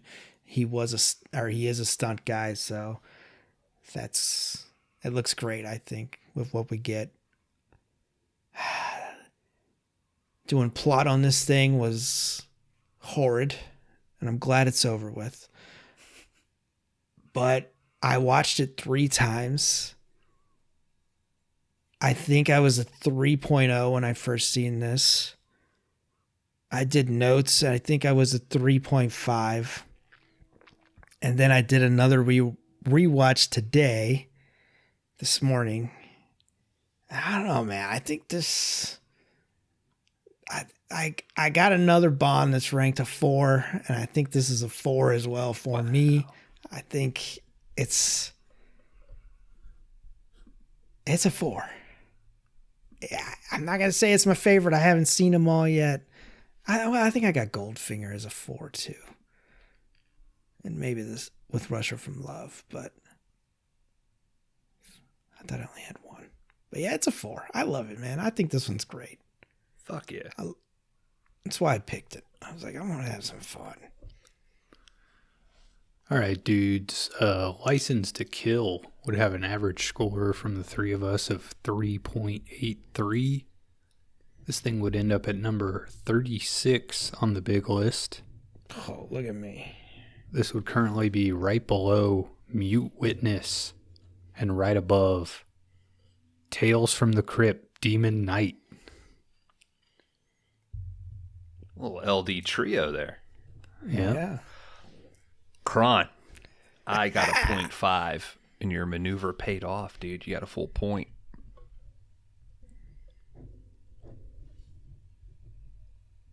All right, guys. This is the last round of season 2. And Dan, you fucking won it, dude. 14 points. Woo! Bones, the 0.5 still got you into second, 13.5, and Kron, 13.0. You can have it, man. I'll let you go second. I'll let you. You earned it. You get it. No. I'm not taking it. You're second. Your 0.5 saved your ass.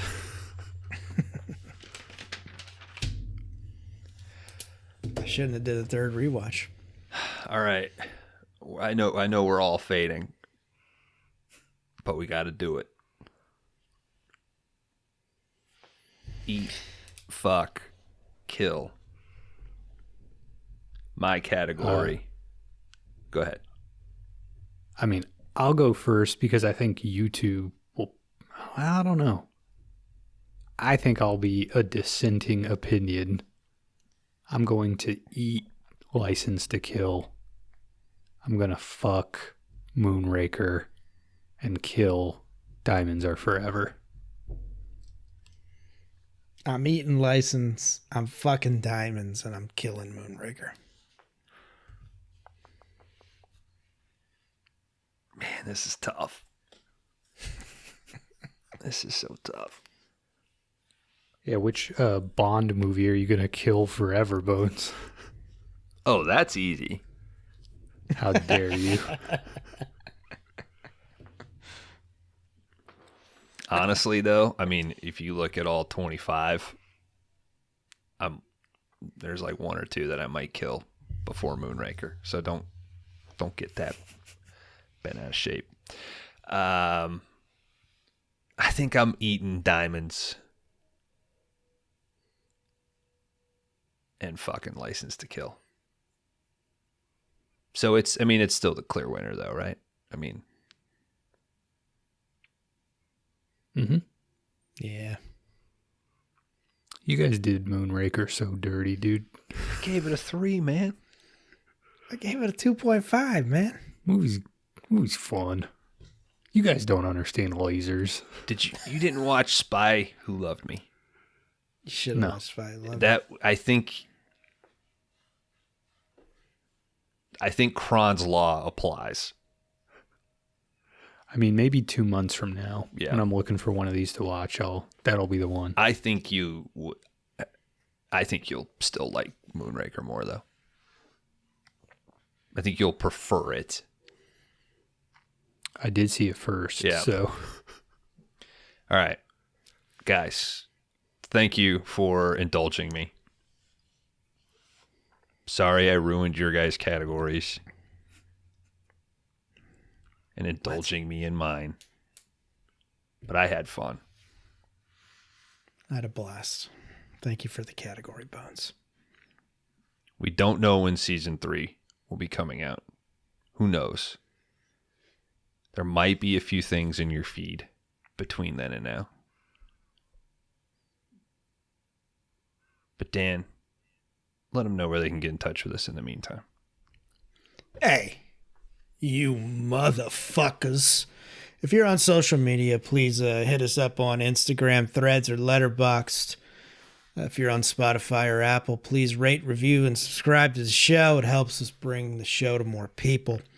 If you have a question, concern, or a comment, please email us at 5dayrentalspodcast@gmail.com. But if you really want to fuck with us, there is a Discord link on every episode that drops on every Wednesday of 5 Day Rentals. So get on there and have fun with us. But other than that, don't fuck with manta rays. Laundry. He can finger me.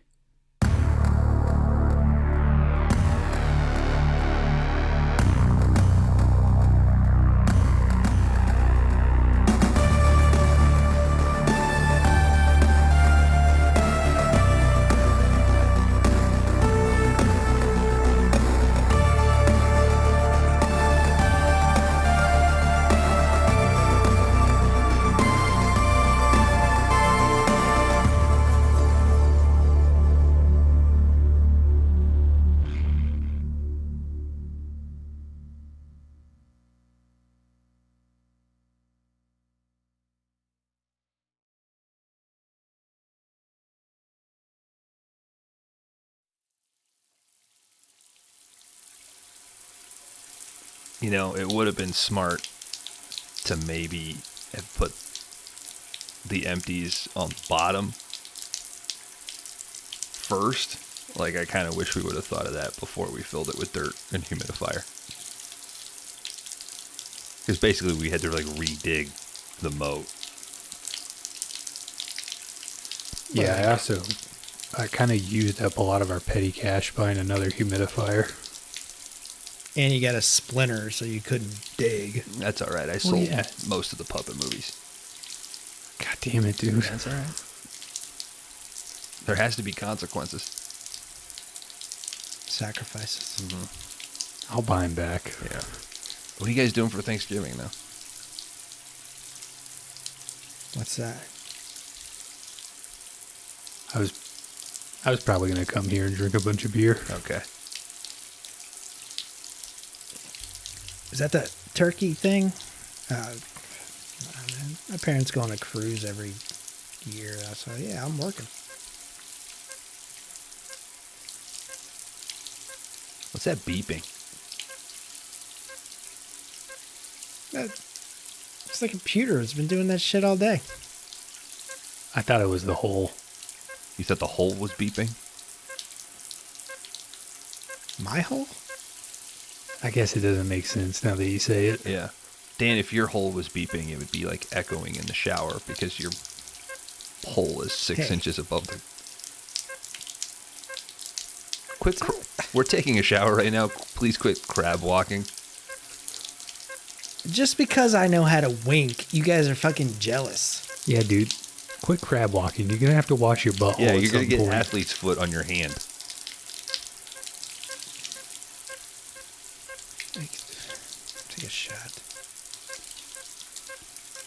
The beeping's getting faster.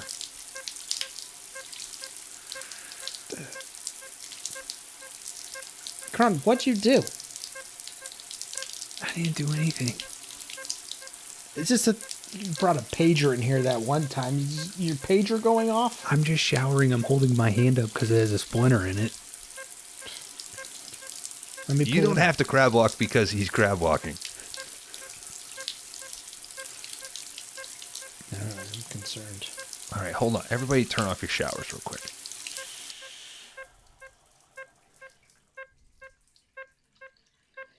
Okay, I got it dialed in. I'll be right back. And no crab walking. Did you set something up? No, I didn't do this. I thought the hole was beeping the whole time. That was like a radon detector or something that we chucked in there. Have you guys ever seen this black box before? It's not a porn movie? No, it's got a little LED screen on it or something. What's it say? People throw shit in the Dropbox all the time, Yeah, man. it says, hold on, it's all fogging up because of the shower. Why did I bring it in here? I could have just, hold on a second, let me step out of the way of the water. It's just so cold out there, you know? Yeah, I hate that. Yeah. All right, this says, oh, dude, this is from fucking Jerry.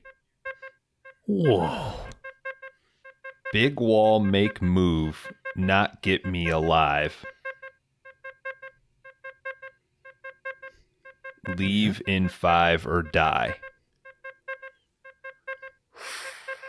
Seconds? Minutes? Hours? Days? Days? I don't know. How long was this beeping? Like 4.5 minutes.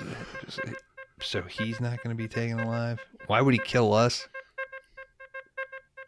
Hold on. Well, he doesn't care about us. Thing keeps fogging up. I don't even have insurance. Oh, dude, this is self-destruct.